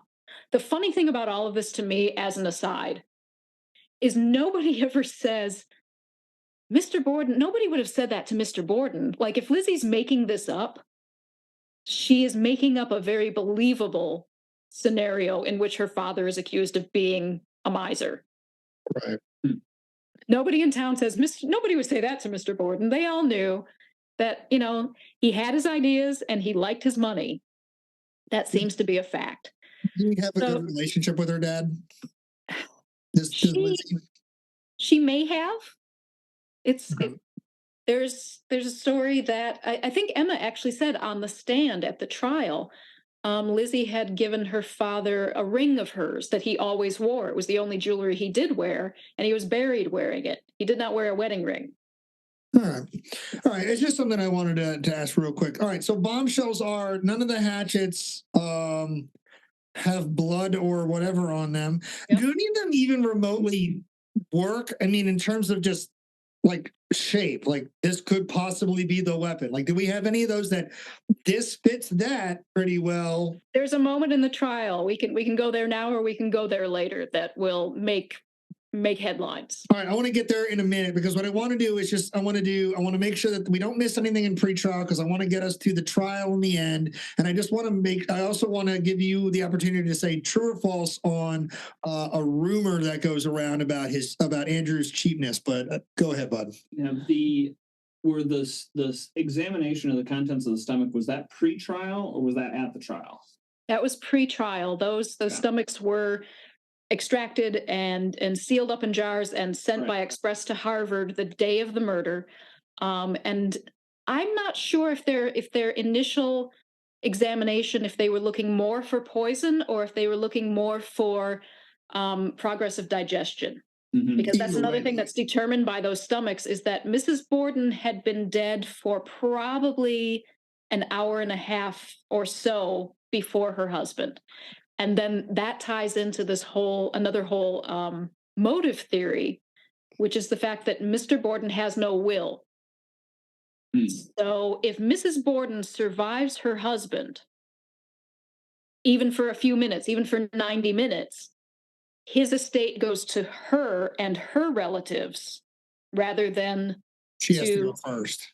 To Lizzie and Emma. So for people who view the motive as money, that explains why Mrs. Borden is murdered first, because you got to get her out of the way to clear the line of inheritance. But that's actually not true. According to law at the time, with Mr. Borden dying intestate, his estate would have been divided into three: Mrs. Borden, Emma, and Lizzie. So it's not so that all of it would have gone to Mrs. Borden and all of those. Heaven forbid anybody who's a step family would get any of your dollars. There seems to be a horror of that for a lot of people, but that would not actually have happened. All right. Before we step away from the pre-trial aspect, though, before we get into the trial,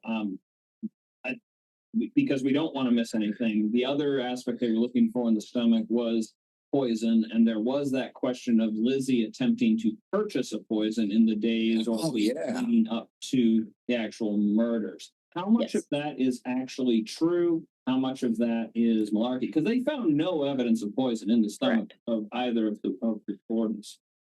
This is where you will find out like how much of a hair splitter and fence setter that I am personally. Okay. Eli Bentz was a pharmacist or pharmacist assistant at a nearby drugstore. And one day, very shortly before the murders, maybe even the day before, a woman came in, a relatively young woman, and asked for prussic acid, which is a very poisonous substance. Poison, yes. And he informed her that that was not available without a prescription. And she put up a bit of a fuss about, well, she'd always been able to get it before. And she said she wanted to use it to keep bugs off of the lining, the edge of her sealskin capes, which none of that makes sense to me. And that's okay. That's the excuse, the reason she gave. Now, when she leaves, this is my hair splitting moment. She leaves, and a man at the counter who was a friend of Eli Bentz said, "That is Andrew Borden's daughter." Mr. Bentz knew her as a Miss Borden. He didn't know any more than that. And like I said, this is a town where Bordens are as common as Smiths. So when it's said that Eli Bentz recognized Lizzie Borden, that's not entirely perfectly correct. He knew that this was a Miss Borden, and the man that he was chatting with is the one who identified her. So when the Bordens show up dead, even though they are hacked to death, Eli Bentz is a little uneasy. And I think he came forward with this information. So one of the officers, the night of the murder, I think it was that night, yeah, takes Eli Bentz into the Borden house. It's not clear if Lizzie knew that he was there. And the officer gets Lizzie to talk, just for the purpose of letting Eli Bentz hear her voice. And Eli Bentz identifies that as the voice of the woman who requested prussic acid from him. So that's my very, very hair-splitty account of what happened. It's also said that in town that month, there'd been a sting going on. So there were women going in and asking for poisons and whatnot from pharmacists that they should not be giving out without a prescription. Some people will say that one of these women looked very much like Lizzie Borden. Another group of people will say, this lady looked as much like Lizzie Borden as Lizzie Borden looks like a prize fighter. This is nonsense. So again, we have this yay, nay, back and forth. I don't know, but that Mr. Bentz would be called to testify for sure. I feel like the Borden girls, as I will call them, Emma and Lizzie, were maybe not known by all 80,000 people in Fall River, Massachusetts, but likely enjoyed some local celebrity as young, unmarried daughters of a wealthy, cheap, if you want to call them that. I mean, like, I know who the people in my town are, even if I don't know them directly, right? Especially the ones that are out and about, you know? Yeah, and this shop was right in the neighborhood. So that's what I mean. Is like So you. it's plausible that he would recognize her by sight, and it's also plausible that he might not know that her name is Lizzie Andrew Borden. Just she's known as Miss Borden. Yeah, that one is weird to me because it feels like it very likely could have happened, but then it's like they bring the guy to the house just to listen to her talk, and it's like, oh, it's definitely her. It's like, I mean, do you know that? I mean, Yeah, do you really? know that? She did have capes. Lizzie Borden did have a sealskin cape hanging in storage in the attic that matched, would have aligned with the description given by the woman in the drugstore.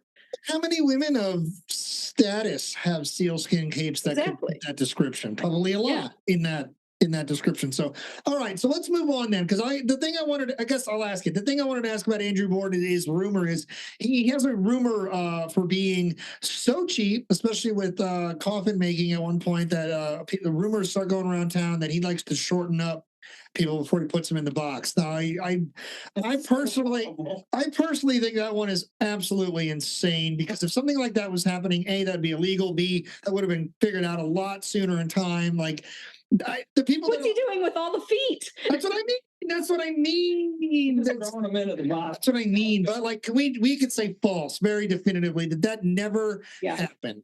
There are some magnificent urban legends that grow out of this case, and they happen in the 1890s. That's what absolutely fascinates me. I have this giant book of what is this thing called? It's just the Knowlton papers. The prosecutor.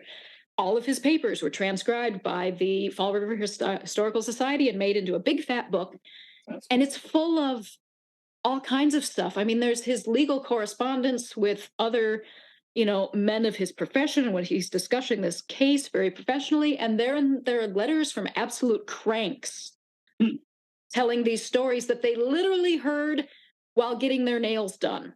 Yes. Somebody was getting their nails manicured, and the manicurist told this story that like her cousin's friend had experienced. It's classic urban legend, and I'm like, it's 1892. Oh yeah, and you're doing this without the internet. This is amazing. Oh yeah. But the idea of Lizzie beheading baby birds and chopping the heads off kittens because they annoyed her—that's the kind of stuff that the prosecutor was getting, and it's there on paper for you to look at. This is where it started. There were preachers spreading these stories, which blew my mind. Really? Preachers blaspheming? Really? Clergymen just never spreading once in the history of time and space, has it? All right, let's get to trial of the century time. Obviously, at the end of the pre-trial, Lizzie thought she was going home. Turns out she's not. She's going to be remanded to, I believe, what's the exact term? Custody or institutionalized, whatever. She is going to be in jail for the duration of this 10-month wait, but we get to trial time, and a year more or less has gone by. Let's get into this part of the story. Is this still a very hot, like very emotionally charged, or have we cooled down with a year? No, it's still pretty toasty, both emotionally and physical temperature wise. It's when you go to the courthouse that morning, it's hot, and everybody wants to pack in there and see what's going to go on. Oh God, worse. Going to get hotter in there, I bet. It's going to be like 90 some degrees in there. So, first of all, before we even tell the story, how long does the trial last? The trial lasts, let's see, 13 days. Okay. For some reason, I thought this would go on much longer, but that's just modern litigation that goes on for weeks on end. Almost 2 weeks, though. That's an impressive trial. Every day for 2 weeks? I'm sorry? Is it every day for the 2 weeks? I think there's a weekend kind of a break. We can't be doing testimony on the Sabbath, I'm sure. I don't remember if they had Saturday off.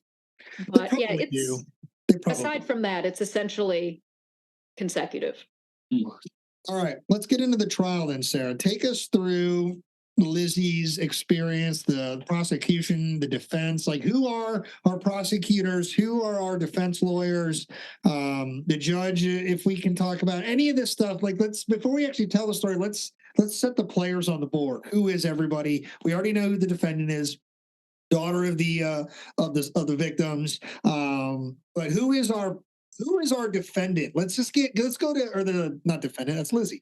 Let's go to who's our defense lawyer, because he's a big deal. Yeah, big fish. Mr. Knowlton. Massachusetts. Yeah, he is a big deal, and he will go on to much success. So he's a very respected lawyer. I believe the Attorney General of Massachusetts was expected, as was customary, to argue capital cases, but that fellow was up for re-election that year, and he did not care to prosecute a woman. Okay. So Mr. Knowlton is brought in. I think there was also some question of his health, but people are like, yeah, I think he just didn't want to get tangled up in that mess. Kind of like Reverdy Johnson. Kind of like Reverdy Johnson. Yeah. Let's talk about another subject you know a little bit about. Yep. Yeah, Reverdy Johnson was like, want no part of that. Hey, Fred, I got a case for you, bud. Uh-huh. Yeah, so and he had nice. a couple let me just look this up so I can, sound like I know what I'm talking about. Well, she looks that up for our listeners out there. Reverdy Johnson is the senator from Maryland who is assigned to defend Mary Surratt initially, and basically throws his political weight around and gets out of that one because he knows where that's going to go. Hands that one off to a guy named Frederick Aiken, who will start the Washington Post. Not start, but he'll have a role at the beginning of the Washington Post. And his legal career will pretty much be over after that trial. Good old Fred Aiken.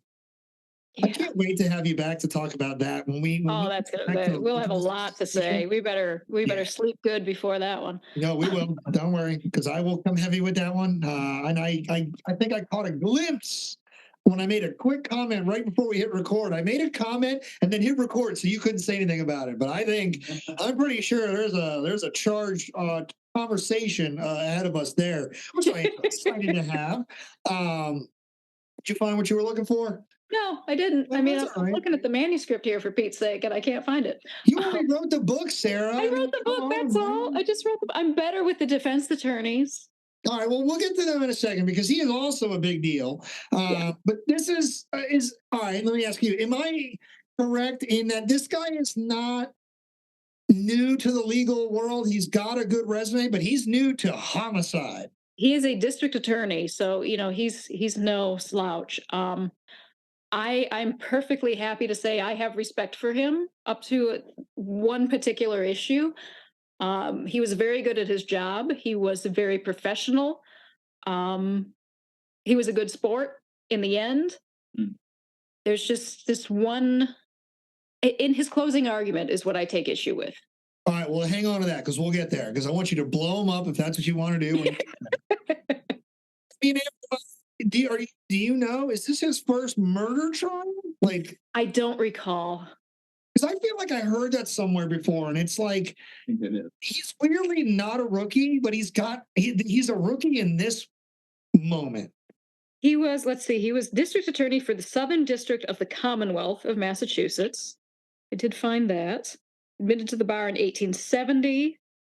He'd been in practice for 30 years, or spanning 3 decades. So he touched 3 decades. I don't know if that actually means 30 years. I mean, I want to say that in that length of time, you would have to come across, but going back to one of our favorite subjects, we talk about Captain E.J. Smith. Has a lengthy career that is entirely uneventful.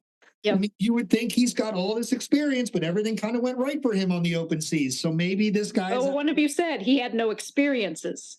Yeah, maybe this guy's got 30 years of, well, that's obvious. And so his legal career is like entering pleas. Like, who knows? He would go on to become the Attorney General of Massachusetts. All right, so he's not a slouch. Like, he is absolutely not a slouch. I'm not trying to say that, but I think this is one of the things that I actually knew ahead of time is that he is a novice at prosecuting maybe this type of, or murder in general. Like maybe this is what's new to him, is this type of case. Again, we'll look to that. We'll come back to that in the social media support. So we've got a few things now to follow up with. All right. So he's somebody, you got beef with him at wrap-up statements time. Who is our defense lawyer? We have a good team of defense. Mr. Borden's lawyer, Andrew Jennings, was brought on immediately. Like, he's the guy. Emma calls him right away. He and Emma are similar in age. So he has known Mr. Borden and looked towards him sort of as a father figure. So he acknowledges to the court that he may have more of an emotional reaction than is customary because of his association and his fondness for the family. But Lizzie and Emma also hire this attorney named Robinson. I can't remember his first name. It's left me. A former governor of Massachusetts, and he is a big deal. And Yeah, he'll get $25,000. The rumor is for defending Lizzie. Lizzie adored him immediately. He treated her very sympathetically, and he had a very fatherly manner, and she just was very comfortable and with him. he almost gets her acquitted at the pretrial. I mean, he delivers a speech at pretrial, I think, that is like, I think people are like shouting from the peanut gallery, like "turn her loose" kind of thing. People are crying. I mean, like, I think he moves the room, and I think somebody is like, I think it's the prosecutor's like, "Nice speech, dude. Got enough to move forward from here." But I mean, he delivers a speech that when I was reading the impact of it, it's like he moved this room. So like that guy is a heavy hitter to have in your defense. Robinson is a very eloquent man. I think you could fairly call him a good orator, which is, not something we see nowadays so much. He could, and Jennings both could use emotion in a way that I don't personally view as unfair. Where Knowlton was more strictly logic oriented, and he also was very skilled. I mean, his skill was his skill, and he was good at it, and the same of the other side. So you have these equally skilled attorneys of opposite kind of tactics coming head to head. And for people in the legal world, aside from the sensation of the case itself, this was like a fun face-off for them. Right. They wanted to see these two guys go head to head. Yeah. Does this case still get talked about in law schools now? I think so. I think there was a university in the Midwest that did like a redid the whole trial. Wow, that'd be pretty cool to watch. All right, so go ahead, Matt. I was just going to say, George Dexter Robinson, the former governor of Massachusetts, head of Lizzie's defense. If I did a little quick numbers crunch on that, if he actually did get paid $25,000, it's a huge amount of money in modern numbers. It's $775,000. I think it's $750,000 just to represent somebody at a kid. Matt, we picked the wrong jobs. Could have told you that a while ago. Dana has the only lucrative job in the history field, apparently. If you go back to his episodes, remember, he tells you it's very lucrative. Nudge, nudge, wink, wink. Right. But I'm not even joking, man. That amount of money for a single application of your job, I mean, that's one case. Yeah. He was a very high profile. The Borden sisters had immense confidence in him. I think he was probably also just good for their morale, that his personality was a good fit for what they were going through right then, and they felt, Lizzie in particular, very protected by him. All right. Last question I have before we jump into the physical trial itself. How is Emma with all this? Her and her sister are very close. She is the protector. She has now watched her sister be accused of their beloved father's murder. I don't want to just isolate it to Andrew, but let's just be real. They might be upset that Abby's dead, but I think the bulk of their grief is probably built and geared towards Andrew's death. I think that's a very fair assessment. Emma's sort of star quality in all of this will always be loyalty. She will remain loyal to Lizzie until the day she dies. And she will never say a word against her or an incriminating word. They had their tensions because they're sisters. I thought they beefed towards the end of their life and spend their final years apart. They do. And yet, Emma never incriminates her sister. All right, respect. I in my own brain, I don't know why I separated that, but you're right. We'll get there. We'll get there soon. But you're right. You're right. All All right. So has she been walloped by this whole thing emotionally? I mean, she's loyal, but has she stiff upper lipped it? Like, how has she handled this? She is a very private person. She is a very sort of stiff upper lip kind of person, but she is by far the most sympathetic person in this whole, regardless of what you feel about Lizzie. I've never run across anybody who's not sympathetic toward Emma. She's, she loses her mother at 10 or 12. Her father is murdered. She's got to protect her baby sister from the gallows. And, when people saw her come into the court, it was like they could feel the weight of it on her, that, that all of this experience had put on her. Well, the best thing that happened to her was that she was traveling. Yeah.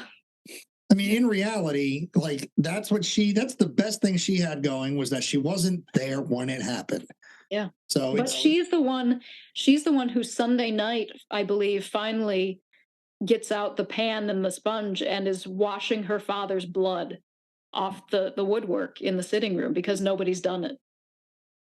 So she's getting stuck with stuff like that, this literal cleanup. Should have called ServPro. It's like it never happened. That might be a local joke. Do you have a company called ServPro up there? Not yet. Okay, yeah. We've got a company that drives around down here and cleans up after storms and crime scenes and other things. And it's like, their slogan's like, it never happened. Should have called ServPro. Either they don't exist up here or I don't live in the right neighborhoods. Or you do live in the right neighborhoods, depending on. And they're really good. Yeah. All right. So, okay. All right. So it's trial time. The trial lasts 13 days. We have a tactic matchup that shows logic and linear process, not very emotionally charged. It's just sort of, here's the case we are presenting. Then we have a defense that's built around a lot of emotional reaction, explanation, whatever, but it's built more on the emotional part of this case. Do we see, I guess, are the lawyers civil to each other? Is the case contentious? Is there, I mean, do we have 13 days of objection, like wild, courtroom scenes? Or again, is this, is this kind of a mundane legal process? I know with our obsession, like I think I see this, just to wrap my thought up real fast here. I think we see this with modern trials of the century. Notice I said trials because they're all that way. But like, remember when we were younger, OJ, and we watched every aspect of the OJ trial, the judges, the jury, the lawyers, the people sitting in the back, Kato Kalin's dumbass. Like, we watched all this stuff. And there were arguments. There were, the prosecutors and the defense, they get loud, they're yelling at each other. And then, like, we have, say, another high profile Jodi Arias, Casey Anthony. And these are very high profile cases. The facts are sensational and extreme, yet the court proceedings were super not made for TV, even though TV aired some of these things live continuously in the way that Court TV used to do stuff like that. Shout out to Court TV for those of you old enough to remember that channel. But it's like some court scenes are a little more dramatic, almost like Michael Crichton or John Grisham wrote them, like A Time to Kill, right? Yes, they deserve to die, like stuff like that. Most legal scenes, I think, actually occur in the realm of the very process-driven. Like, is this a process-driven trial? Is this an emotional headline-creating trial, or the headlines being generated from real stuff, or the headlines just what newspaper people are doing? I guess is my long-winded question. It's I got to get better at this. A very civil kind of a trial. The lawyers, I mean, there are moments when they definitely butt heads because there are heated arguments about whether or not certain evidence or certain testimony is admissible. But it's all done very professionally. I don't think it doesn't get personal. It doesn't get loud, I don't think. I mean, it's hard to tell from pieces of paper, when you're looking at the transcript. Does the judge ever call them into his chambers to do that private? Like, when he says approach the bench, that's like warning number one. Right. Don't see me in my chambers is like in private tongue lashing. Like, do we have any of that?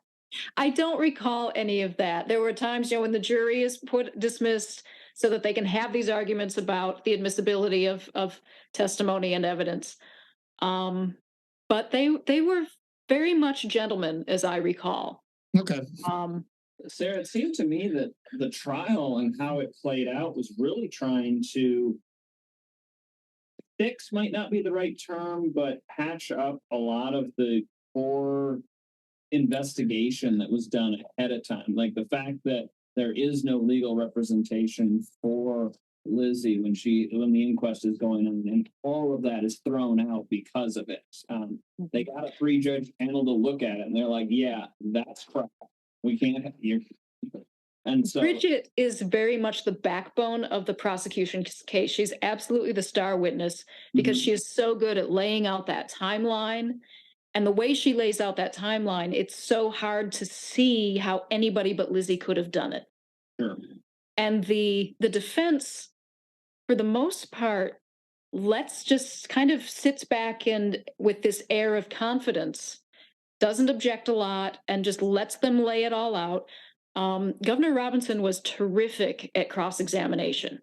Mm. He had this very almost casual conversational style that made the witnesses feel comfortable when they shouldn't.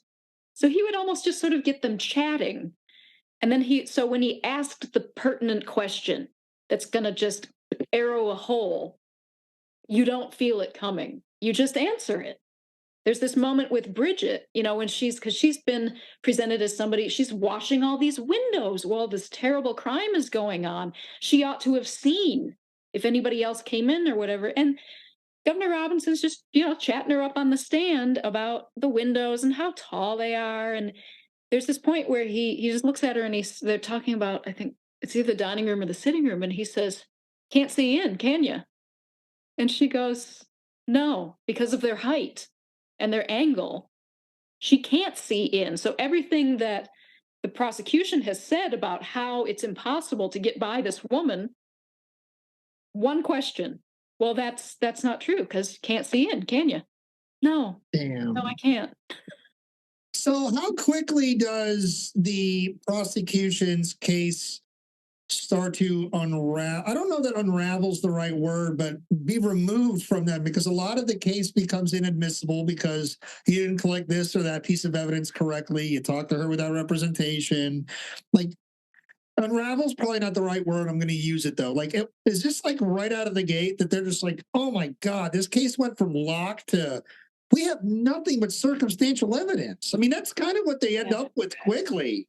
They appear to have a very strong case at first, and when you look at like how many days they take the majority of the time as prosecution, and the defense just sort of sits back and lets them build as they're going to build. And they only took 2 or 3 days to refute that evidence. But Knowlton loses key points like the inquest testimony. That's one of those rare moments when you see a visible reaction from Lizzie, her relief, because she knows what an absolute train wreck her inquest testimony is. And when that's thrown out, I don't remember if I don't think she faints. She might. Well, But she there's faints a at one very point. visible reaction from her, like, "Thank you, Jesus. This isn't going to mess me up." She faints at one point. I was going to ask you: is that at a time when the trial's becoming very contentious? I think at one point I read she faints while they're talking about her relationship with her dad, but like she does faint in this courtroom, doesn't she? There is a moment, it may have been in the preliminary hearing actually, where she cried or fainted. It was a a speech by Jennings, the co-counsel, her father's lawyer, because he was so sympathetic. And it's clear that this is like the first time that she has heard herself publicly represented with any kind of sympathy. And it just takes her out, which is a very telling moment. Yeah, so it tells you that she knows what people were thinking of her. It's just also interesting that we have this stigma that Lizzie doesn't show emotions, yet this entire episode has been filled up with here's Lizzie being emotional. Yeah. Like, it's so nuts that there's so much contemporary evidence of this that like it's so obvious for us today, but like in real time, how is this not as painfully obvious that you're accusing someone of behaving in a way that they're not? How can you call her excuse me, unemotional when, as we had said, she screams, she's crying, she's sobbing, she's losing her crap on the back steps. Like, I mean, right away, she's got a series of emotions. She has obviously maybe privately stiff upper lipped it, lamented how she's been treated, but now she gets a little bit of sympathy. Boom, emotional in the courtroom. Yeah. What is like? I guess what I guess what I'm stuck on here is like why has this been allowed to become such a theme of this story? Is Lizzie's lack of emotion when it's just not the reality. It's not. I mean, I can't at this point, we've been talking about it for like 3 hours. I cannot find the single place to go where she is truly this emotionless droid. I don't know. Right. It all goes back to that one officer's reaction to she's not my mother, she's my stepmother. I think that's the seed of it. Her uncle Hiram Harrington, when he's interviewed very early on by the local press, he, in my mind, is the beginning of the Lizzie Borden legend. He's the one who starts to talk about, make hints. He doesn't really say it outright, but he's the one who starts to lay out this scenario in which Lizzie is just too assiduously attending to her father's comfort when he's going to lay down for his nap, as if she's positioning him for his murder. And he talks about the money and the tension in the family. And yet, when you put that man on the stand at the inquest, he turns around. It feels to me as though he has felt the effect of his newspaper interview and perhaps regrets it because he says so little. He said so much that was so insinuating and so finger pointing at her to the press. But when he's put on the stand, he's like, I don't remember his wording, but it's like, I wish it had never happened. Just the whole thing. He's just, Yeah. he becomes emotionless and is like, I feel like he feels he's made a mistake. All right. So into the trial, the prosecution's case is coming apart. We have a really time-consuming case being laid out. You said it's like 9 of the 13 days or so.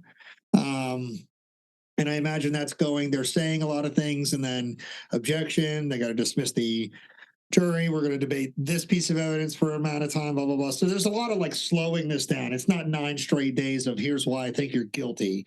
I'm sure it's here's why I think you're guilty. And then let's argue about that for 2 or 3 hours maybe. But either way, the defense seems like, as you've portrayed it, it's like they've kind of been sitting back and shooting down. In fact, you know what? I think this actually gets brought up in one newspaper account that the prosecution's case is being tossed up like clay pigeons. And the prosecution is like at their discretion shooting at the ones they want to, hitting them all type of thing. I think is how they describe it. Like the ones they don't hit were by choice. It seems like that's their defense tactic is just poke holes in everything they say until we have to make enough of a case, like not even make a case, just make enough of a case. So at the end of 9 days, when they take over making the case for defense, is there anything new? Is there like a new alibi, or are we just sort of literally poking holes in the prosecution's case, not really necessarily creating a defense case? Like, is that really what takes place more? I think that's a reasonably fair assessment. Yeah, it's like the defense kind of sits back and lets the prosecution's witnesses go on, and then Jennings or Robinson will get up and it's like, let's just poke a doubt hole. Yeah. Right through here, poof, doubt hole. Yeah. And that's what they do. It's almost like they're sniping. And they do it with this very confident, like they're just kind of sitting back, listening to the testimony, like, okay, not getting flustered is almost part of their gameplay here. They don't want to give that impression of being rattled or being upset. We're gonna let them plead their case. And when we see a spot where we can poke a hole right through it and pop that balloon, by God, they're going to do it. And the police are kind of helpful in this because the newspapers noted the police officer's testimony after a while, because you've got all these guys who are on the scene, starts to sound, I think the phrase parroted, was used. It starts to sound a little rehearsed, a little memorized, and then they start contradicting each other without knowing they're doing it. And that it's just this gradual erosion and sniping of the case. And then, the defense gets up and they bring up their witnesses, such as an 18-year-old ice cream man who Sick. happened to be going down the street and saw a woman in dark clothing walking from the barn toward the house at just the moment when Lizzie said, I was in the barn eating pears and looking for metal. And here comes Hyman Lubinsky, the ice cream peddler, who says, yeah, I saw her. And he was a young man. He was Russian. English was not his first language, so some of his testimony doesn't read super smoothly. But they asked him, had you sold ice cream at that place before? Yes. Had you sold to the maid before? Yes. Was the woman you saw the maid? No. And it's that simple, that kind of stuff that they bring in, that just it's that reasonable doubt. So when this goes to jury, which, by the way, a jury of Lizzie's peers, as our producer loves to point out, a bunch of men, Bunch of dudes. How long do they deliberate for? It's not long. It is, if I remember right, they actually had made their decision within 10 minutes. Wow. But they had such respect for the prosecuting attorney, they didn't want to spit in his face. So they sat it out for another hour. But you think they tried in that hour to talk around their decision? You think they might have 10 minutes is fast. Yeah. That's a straw poll, a little discussion, and then another straw poll. But if you have sat through that trial, and if you have read the actual trial, and I'm going to toot my little horn because I'm a snob about this, I have read that stinking trial. It's 2,500 pages. Toot it up. There is no other conclusion. The evidence that they were presented with gives only one conclusion. All right. Well, let's take us to that conclusion, Sarah. The jury enters the courtroom. It is a hot day, I am guessing, because all the other days in court here have been brutally hot. One day, I think the court official record, 93 degrees in the courtroom. Hotter than blue blazes in there. That, how is the defendant found? The state of Massachusetts finds Lizzie, not Elizabeth, Andrew Borden. Lizzie. They find her guilty, not guilty. Not guilty. Not guilty. Lizzie Borden is acquitted of the trial of the century. She is, and not a whole lot of people actually know that. So many people believe that she was found guilty, not just that they believe that she was guilty, but that she was found guilty and served time for the crime, and she absolutely did not. Right. So full disclosure, going into this last year when this was kind of first brought up as we want to talk about this, let's go find a guest. I thought this was the case. I thought I honestly thought she hanged. And I thought that's why we have the sick rhyme and all that stuff now, is because, there was an even more macabre ending than the murders. And I was like, oh, no, it doesn't. It ends in a courtroom. It's over. And at that moment of the verdict, the people in the courtroom knew it. As soon as that jury came in, everybody knew what the verdict was going to be, except Lizzie. She couldn't look. According to the newspapers, she couldn't. She couldn't. So they stand and they're supposed to regard each other. And I think the phrase was one great rolling look, like she was just trying to look near them. But all of those men, it feels like they were eager to give her that relief, to let her off, because everybody looking at them knew what they were going to say, but she couldn't. And the moment she heard it, she dropped like she'd been shot. She rattled the rail that she'd been clinging to because that relief was so huge. All right. So the rest of Lizzie's life then, as an acquitted accused, plays out like what? She can't, obviously, just because you're found not guilty in the court of law doesn't mean you're not guilty in the court of public opinion. And it doesn't even mean, I'll concede this. I like Lizzie Borden and all, but it doesn't mean that you're innocent. Correct. Yeah. You're innocent. It means that you've been found not guilty. Right. You're innocent in the eyes of the law. Yeah. So before I even ask any of those questions, so what happens with the rest of her story? I mean, she happily ever after? Not so much. Um, she has she has this interesting spine to her, though. She is not leaving that town.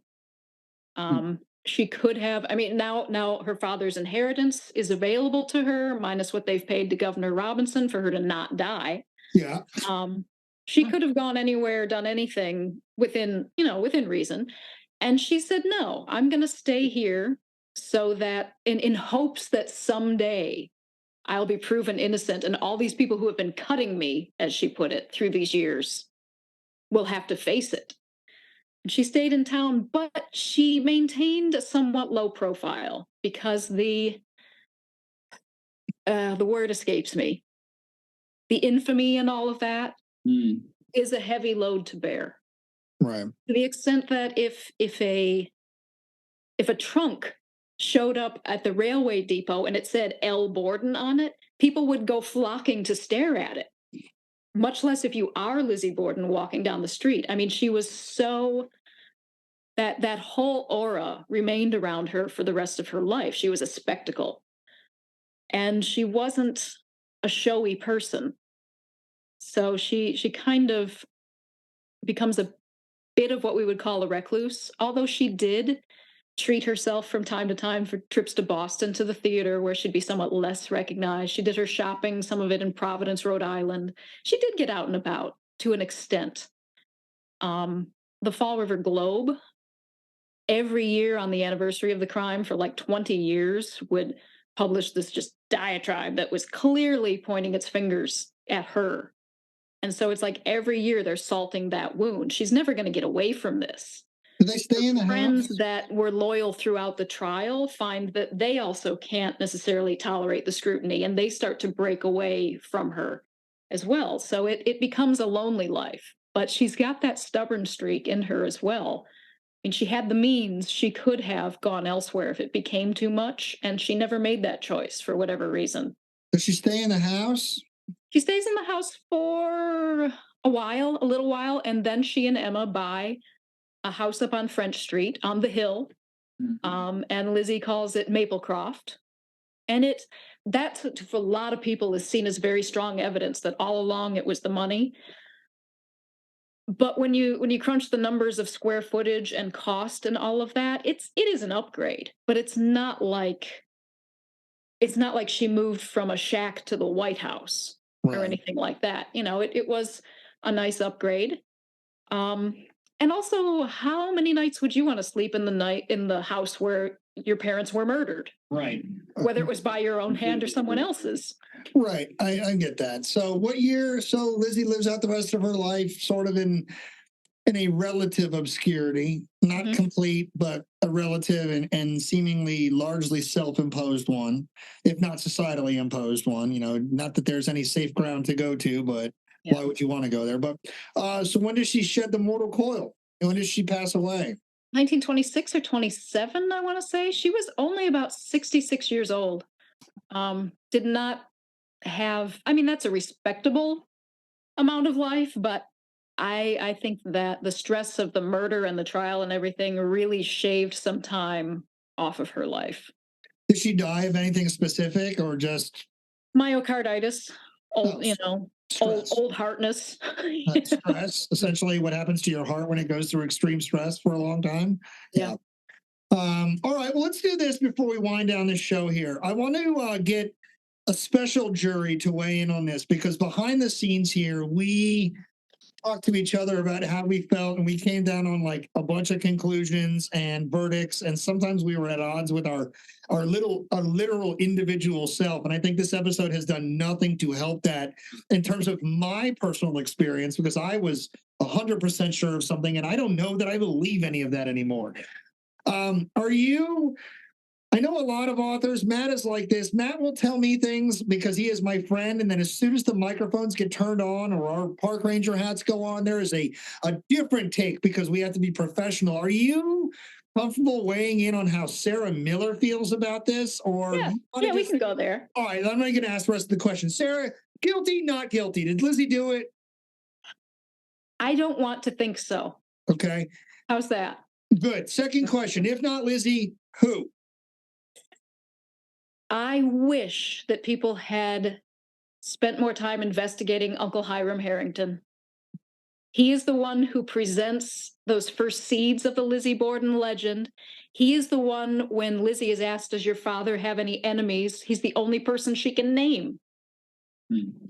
And maybe it's just some bad blood between a couple of dudes. You know, maybe it means nothing.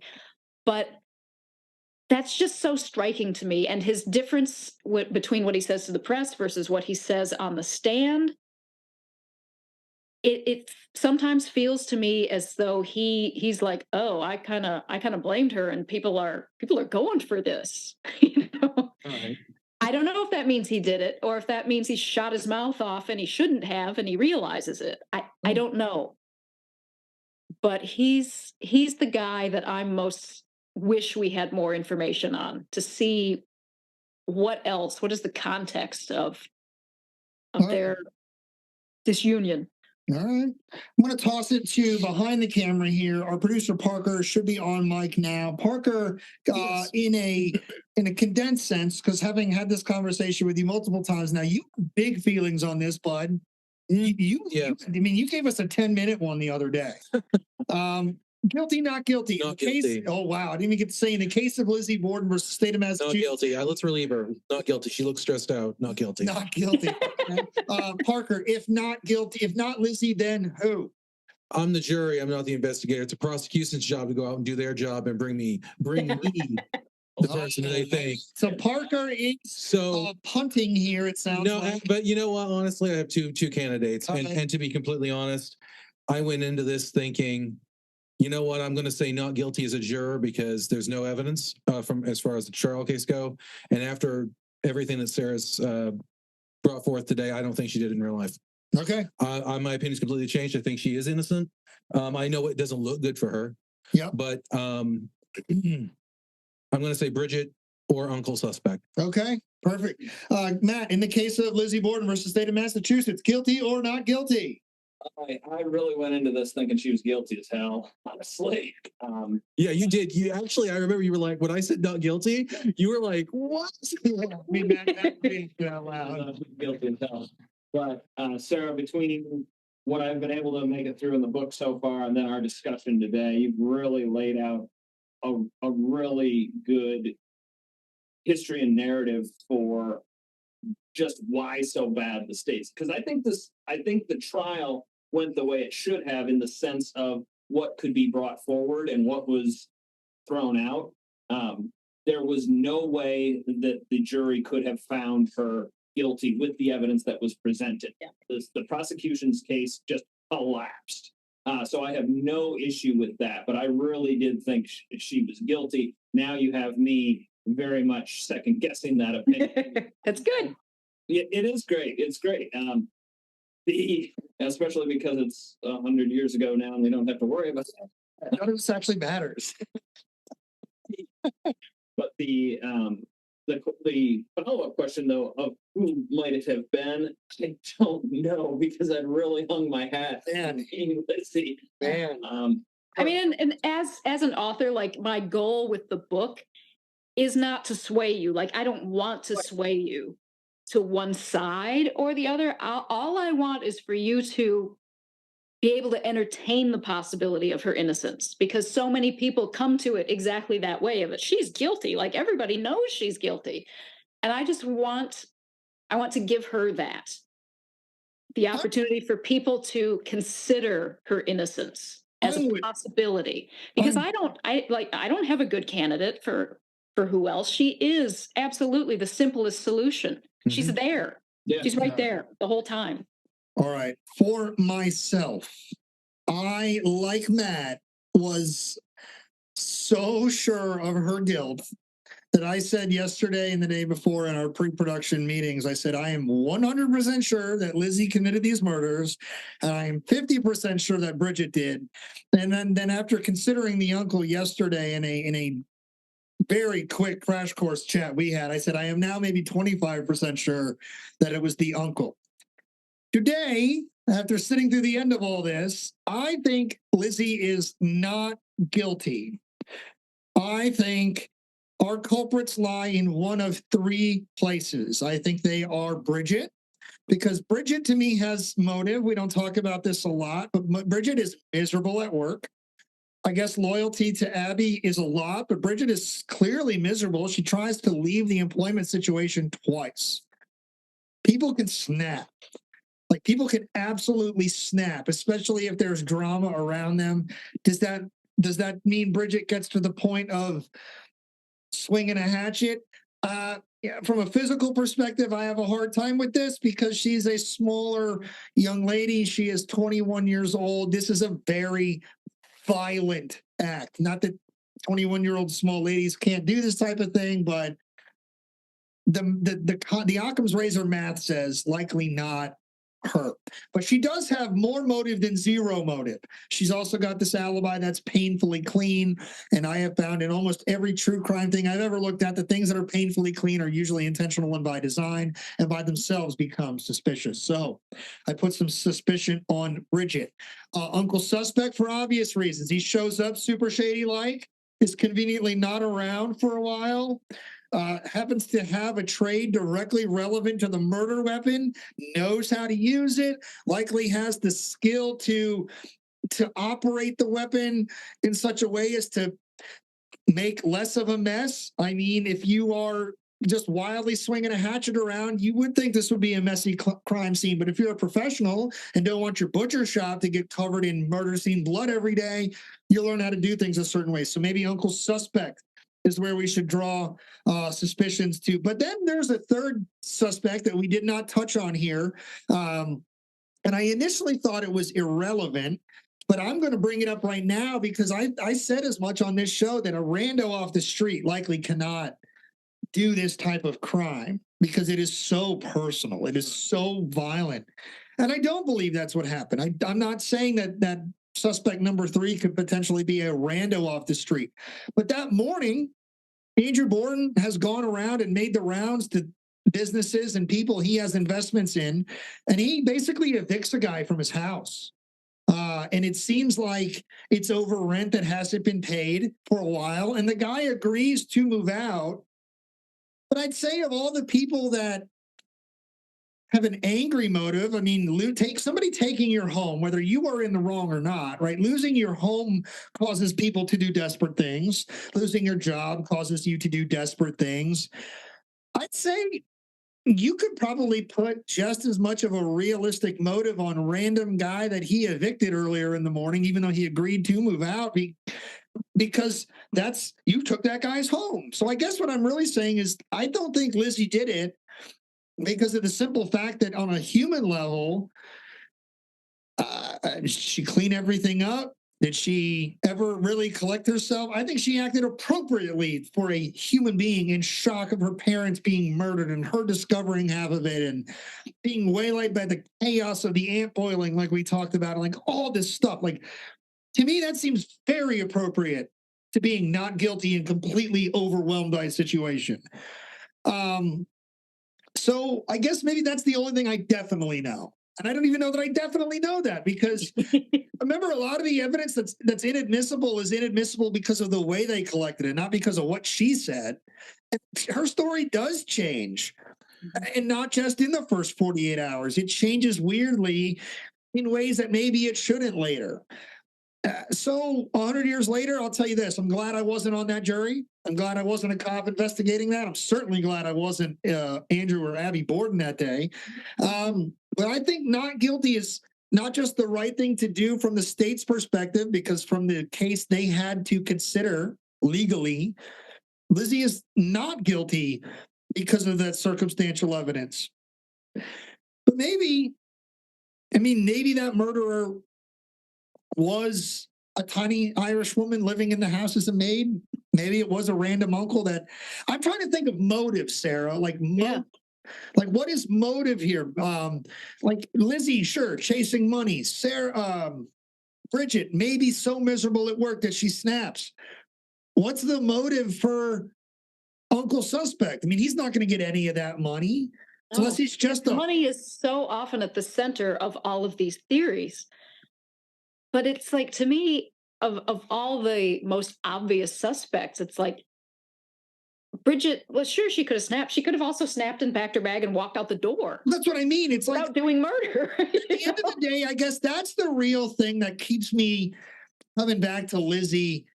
None of the motives seem strong enough to. Lizzie has the only motive strong enough if you consider money as a motive. Lizzie But she was sent on a grand tour of Europe by her father. She had $70,000 in her bank account in 1893 money at the time of the murder. That's what I mean. You're it's the like exact point. Like the money isn't a motive for somebody who has money. I mean, Yeah. that's not true. That's not true. We see greedy ass people all over this world with tons of money right now doing shady need more money. But my point is that she's not being denied. In fact, when she perceives the beef with Bertie, they bitch and they get stuff. So it's like there is no she's going without. So Sarah, I'll tell you what, at the end of the day, you've done nothing more than excite me and confuse me now about how I felt about this, which is great. Speaking of exciting and confusing, Parker's about to pop unless he says yes, something. Explode. What if there were two killers? What if one person was angry at the mother? There's an hour and a half time difference between the murders, right? Yes. What if somebody killed the mother and left the house? And what if somebody killed the father and left the house? What if the motives were two different motives? What if somebody was mad at Abby? Everybody's exploding right now. I mean, okay, so this sounds basically covering for each other. That's what I'm saying. And what if they run into each other? This becomes Comedy of Terrors, which is a Vincent Price movie. Sarah, oh, here we go. We just did a callback. We just did a full circle to an appropriate end. So I am so excited that we got to talk about this true crime, the historical context of it. This is a murder. Yeah, man, this is just something we haven't really done before on the show, and we had the best guest possible today to tell us the story. Sarah, thank you so much. Before we wind down, we want to do two things. We want to give you a chance to have the final word on Lizzie, because you wrote the book and you are an esteemed guest today. And we also want to give you a chance to talk about some of your other works and where people can follow along with you through social media or where they can find your good work. So let's start with ending Lizzie Borden's story. When you wrap this all up, whether it's this podcast, the book, a lecture you give, whatever, like, how do you put a bow on this? What do you want people to take away from our time together here on the History Things podcast? I would say the thing that most intrigues me about Lizzie Borden, the human, is what she does with her money after all the dust has settled. Yes, she upgrades her living, her house, and all of this, but it's also a fact that she gives a lot back to the community, and she does it very quietly. She gives, she buys books for shut-ins. She sends groceries to pensioners who don't have enough money. She always makes sure that there's a slice of chocolate cake in the basement for the coal man every day when he comes. When children of her employees are sick, she sends them a china bowl of gumdrops with a $5 bill underneath the candy. She does these things. God, what a monster, Sarah. Jeez. I know. When she dies, she leaves the vast bulk of her fortune to the Humane Society of Fall River. So she does these things on such a low level. You know, she's so quiet about it. If she wanted to convince the town that she was virtuous, that's not a great way to do it. She could have done big showy things, and she didn't. It's interesting to me that she used such a portion of her money to make other people more comfortable and more happy, and that she did it in large part anonymously. And that is so different from the picture of Lizzie wielding the hatchet. And that's kind of the picture that I leave you with, is we have these two things side by side. Who is the real Lizzie? God, what a great question. By the book, The Borden Murders, Lizzie Borden and the Trial of the Century, author Sarah Miller joined us today, gave us an amazing account of this story, confused the ever-loving bejesus out of all three of us here at the show. I think Parker was the only one that came to a reasonable conclusion before hearing the evidence, and then heard the evidence and was like, yeah, that makes sense. Meanwhile, Matt and I here, before we hear any real evidence, are like, we're dumb. But no, this has been a wild experience. I hope to do more true crime. Outside of Lizzie Borden, what type of work do you work on? Obviously, we hinted at you have written a book on Mary Surratt. Mm-hmm. Let's not have the debate right now, but the jury finds Mary Surratt guilty, not guilty. Go for it, Sarah. No, don't have her do it now. No, okay, fine. Don't do it now. Come back on our show. Okay. Well, since it's not breaking news on our end, guilty. History Things Podcast says guilty. But no, we would love to have you back for that one. But other than, I guess, writing a book about Mary Surratt, like what else tickles your fancy in history? What else have you written about, either released or non-released? It's always history based. I've written for adults and young adults. All my nonfiction thus far has been for young adults. I've done historical fiction, 2 novels for younger people, like middle grade and YA, and I've done 2 adult novels, historical. One of those is a retelling of Little House on the Prairie from Ma's point of view, and the other one is a retelling of Little Women from Marmie's point of view. But as far as nonfiction topics, we know about Mary Surratt and the Bordens. I've also done a book on the Dion quintuplets, and a pair of conjoined twins that are not terribly well known nowadays, but in the 1920s were the biggest hit on the vaudeville stage of their time. Was this after Ang and Chang, the famous Siamese twins? Yep. Do I have their names right? I don't know. Yeah, you do. Okay, Ang and Chang Bunker. I learned about them when I was when I was like 5 or 6, and was like, people can be attached to other people? Yep. Not just emotionally. So very cool. So Sarah, then let's where do our listeners follow you? You do Facebook, Instagram, YouTube?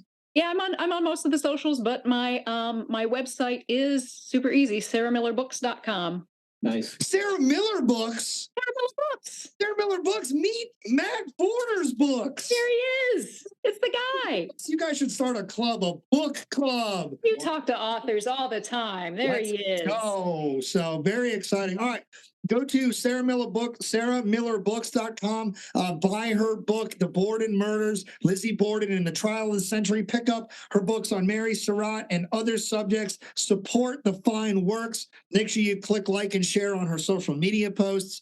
And make sure you let her know Mary Surratt is definitely guilty, because you heard it here on our show.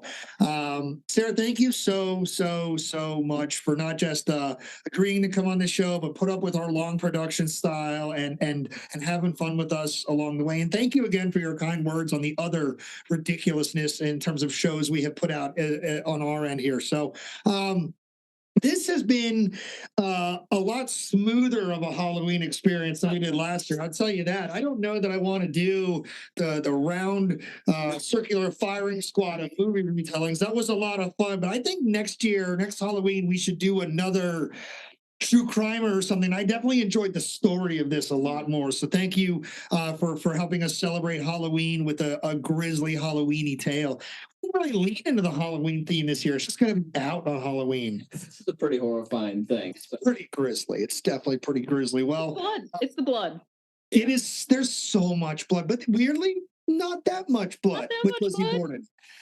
Oh, man. So, all right. Well, for our guest today, Sarah Miller, author again of The Borden Murders, Lizzie Borden and the Trial of the Century. For our producer today, Parker Russell, my co-host with the most, Maddie B, Matt Borders Books. I am your co-host, Pat McGuire, saying we'll catch y'all later.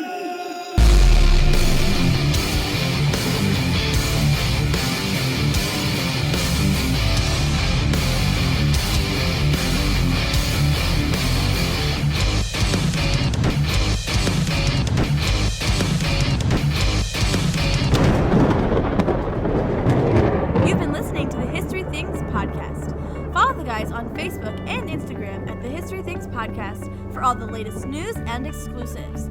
Make sure to also follow Pat and Matt on their social medias at History Things with Pat and at Matt Borders Books. Have a question, comment, or compliment for the show? Send us an email at historythingspodcast@gmail.com. Thanks for listening. We hope you enjoyed the show.